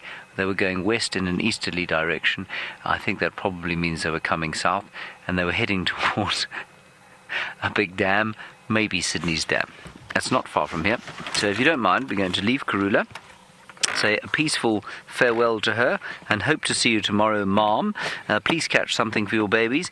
Please make sure you catch it on Juma and in no other reserve, and we'll see you with them in the morning. Thank you very much. Goodbye.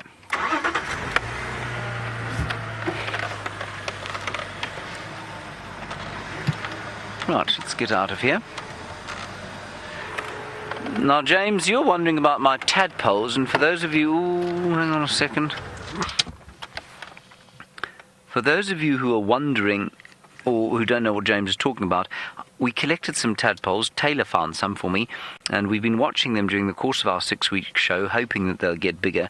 They've been slightly disappointing, to be honest, in their efforts to get larger. They've only just got legs, and apparently we're sort of 5 or 6 weeks away from them being adults. Right, we're going to carry on now. And so that's been slightly disappointing, James. But I must confess to you that Taylor, because I was very worried we were going to actually run out of the frogs, because we lost quite a few of them. I don't know how we lost them. They're either been eating each other. I did find a very large water strider in there that could have been eating them as well. I also think a hornbill came into camp one morning while we weren't around and probably plucked out a few of them. And so Taylor replenished the supply with a few from the same pan that she found the original ones in, but it is very clear to me that they're not all the same species. And so I'm going to keep them even after the TV show and see if we can't find out exactly what they all are. Because I think it's going to be quite entertaining. We're not far now from Sydney's Dam. It's just a question of getting out of this rather large block. Goodbye, Karula. So we're just going to keep watching them and see how they do. I need to give them some more algae tomorrow. We put a huge amount of algae in there the other day, and they managed to kind of they managed to sort of clean the water. It's amazing how effective they are at getting rid of the algae. And I don't know if you saw the water strider that we had. He was amazing. The one on TV was very disappointing, because I lost the one that we originally did. Watch your heads there, everyone. He floated around and he went and swam on his back. He looked like he was having a sort of Greek summer holiday. The one that then appeared on television just lay there, terrified. And I had to try and create a sighting from an insect that looked like it was fast asleep or dead. Anyway, we will attempt another water strider sighting at some stage. Oops, the daisies, there goes the aerial. I hope we didn't lose picture. This is a fairly dodgy signal area. I think we're okay. Now, Rebecca, you're going to have to watch the signal quite carefully here, because I know that Wendy can be a bit temperamental, so you need to just tell me if I need to stop. She says, "Alrighty." And we'll just cruise gently around the corner here.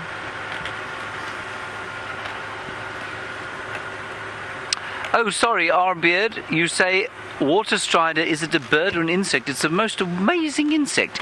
I mean, it's actually called a back swimmer, more accurately, but they're those insects that swim around on the surface of the water. They lie on their backs like this. They've got very long front legs, much shorter back legs. No, other way around. Very long back legs, much shorter sort of middle and front legs, and with their back legs they use them like oars. They look like great oars as they swim across the surface of the water like that. And they live their lives on their backs pretty much in the water. And they're predators of things like tadpoles and other insects and that sort of thing. They breathe by a groove that is cut down the middle of the abdomen, and it's sort of narrow enough for it to trap a bubble of air. And in that bubble of air, the diffusion of oxygen into the hemolymph through the spiracles occurs, and so that's how it breathes. And every so often comes to the surface, absorbs a new bubble of air, and then goes back down again. And I think the most fascinating thing about them is that if the water dries out, or if they're attacked by something, they can either dive down into the water if they're being attacked, or they can actually flip over and fly off and find some water somewhere else. And that is a back swimmer or water strider. Very impressive, I think. We're approaching Sydney's dam, but I'm just doing it with great slowness in case we lose signal. Because those wild doggies might just burst out here. Our signal so far is okay, so we're just going to ease our way down here. Tristan's having a bit of trouble, so we can't go across to him. I don't mean he's having trouble with the law or anything like that. He has no signal. Alright, Rebecca, should be getting dodgy round about now. Okay, we're still okay here. Fear not, everyone. Maybe we'll be alright. Ease into the next gear. Now, we're very far north for Karula. She hasn't been around here for much of the time recently. So in most of the time, the southern reaches of her territory with the babies. And there is an impala. Two impala. Zzz. Well, I'm staring at Sydney's dam while you stare at that impala who's chewing his cud furiously. He looks like he's on speed. Watch him, he's going to vomit now into his mouth. No. He certainly was doing a bit of cud chewing there. He's in excellent condition. Just off full adulthood. So just over 2 years old. You can just see that because the horns are not quite turned out. They haven't quite turned out away from each other, which they will do during the course of this year. And by the time they're 3, they'll be fully facing away from each other, and they'll be ready to start fighting for mating opportunities. Some of them might mate this year, but it's unlikely. They won't be big enough to compete.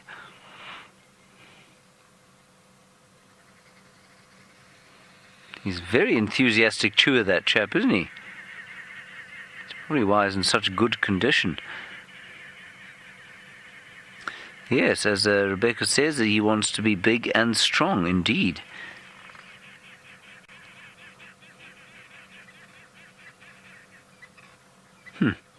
Righty, let's move a little bit forward still, again, easing our way there.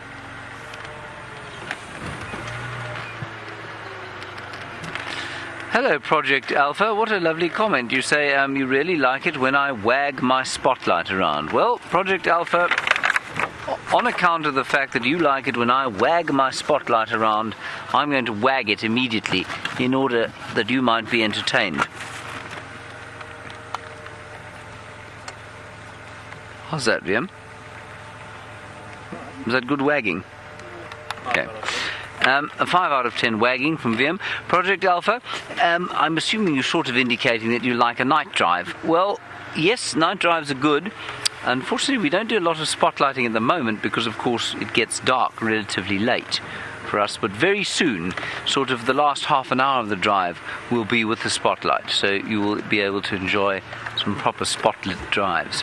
It's just a little difficult to spot things in the darkness, obviously. And so interesting, you know, while we're talking about that, we've done quite a lot of watching of, not infrared, what's it called? Thermal imaging nighttime shots. And I don't know if you've seen the latest Planet Earth shoot, or they've done, National Geographic's just done some stuff in Botswana, where they've done some really interesting stuff with thermal imaging cameras, watching animals at night, and the amount of stuff that we are missing with our spotlights at night is astounding. Now I see absolutely nothing in the way of wild dogs or alarmed animals. So we're going to turn around and head along the northern boundary here and see if something doesn't pop across.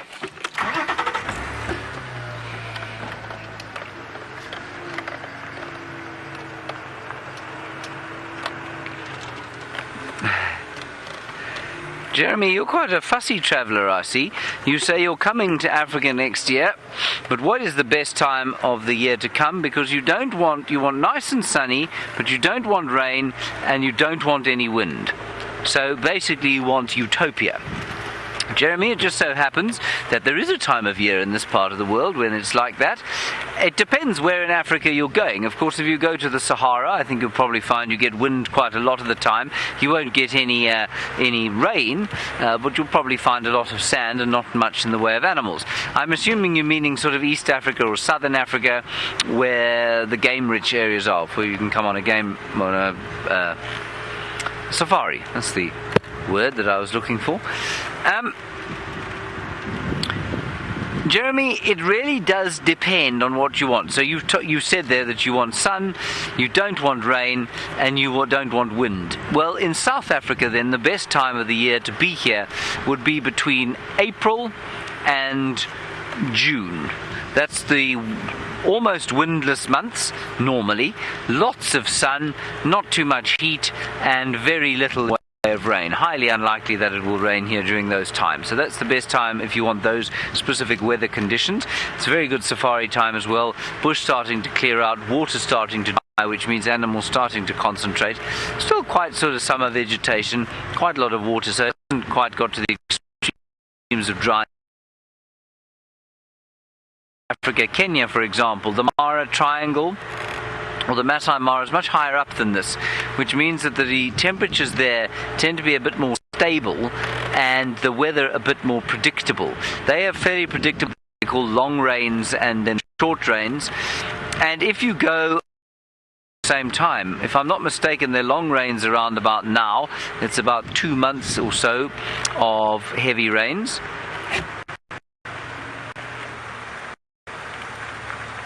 Apparently we're starting to lose signal, and Tristan's nearly got signal, so I'm just going to stop here. So you need to check exactly when those are. I've kind of forgotten when in East Africa the long rains and the short rains are, but any other time of the year it's pretty dry. Not a huge amount of wind, I don't think, ever. Maybe as anywhere in Africa when you're going towards the summer, so through the spring months, it can be a little bit windy. So I'm going to say April to June is your best bet, Jeremy. Very specific weather conditions that you like. Very nice. Tristan is still driving through a dip. We cannot move forward, we will lose you. Tristan is, nearly within range. Firm, let us peer down this road. Is it not amazing? How straight the roads of man doth stretch towards the east.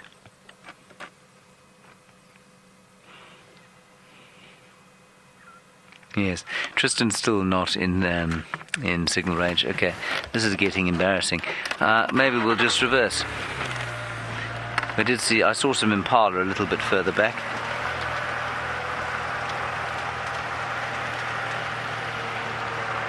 Maybe we can have a look at them. Oh, I mean, we could look at the sky there, and that's quite pretty.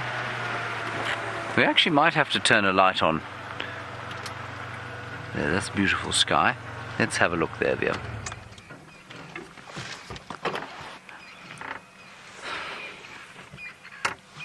Hello, Stephen. I don't have a huge amount of experience with leopards in other parts of Africa, but you say what differences in behavior would there be? Stephen, there won't be a huge number of differences in the behavior. Any leopard that is habituated to human beings will behave in a similar way. And I think you'll find that in the Sabi Sands there are two things that affect how we perceive leopard behavior. The first is that they are habituated to us, which means they get on with their lives regardless of what we're doing around them. The second thing to say about them is that they live in amongst a lot of other predators, which means that will modify their behavior.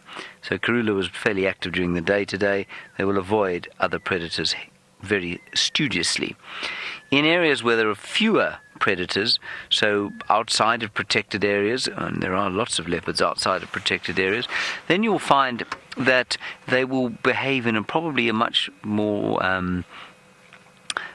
much less confiding way to human beings, because they won't be as habituated, and they'll also occupy a sort of temporal niche. In other words, they'll be active around times where competition is probably a bit less, so probably much more at night time. Yeah, I've just been reading about leopards, and they say, well, they're largely nocturnal in the Kruger. I think they're both. I think they do a huge amount of hunting and that sort of thing during the day. They do a lot of sleeping during the day, but it's largely about avoiding conflict and avoiding detection. So that will really, depending on the conditions wherever those leopards are in Africa, will make them behave in a very different fashion. I suspect that the leopards in the Cape Fold Mountains, for example, very small leopards down in the Cape, there are no other predators there at all, really, and so I guess they can probably hunt whenever they want to. It'll depend on their prey species there, which are probably largely nocturnal rodents, actually, that they eat, and so they probably do hunt then at night. It's a very interesting question, but I think you'll find it really does depend on a range of different variables. Right, miraculously, Tristan is back on Djuma and has signal, and so we can move. See you just now.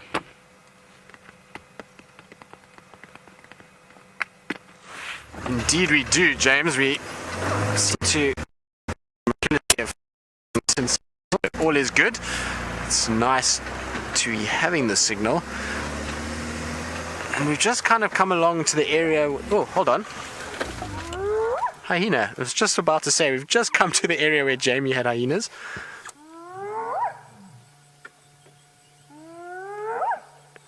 And isn't that spectacular?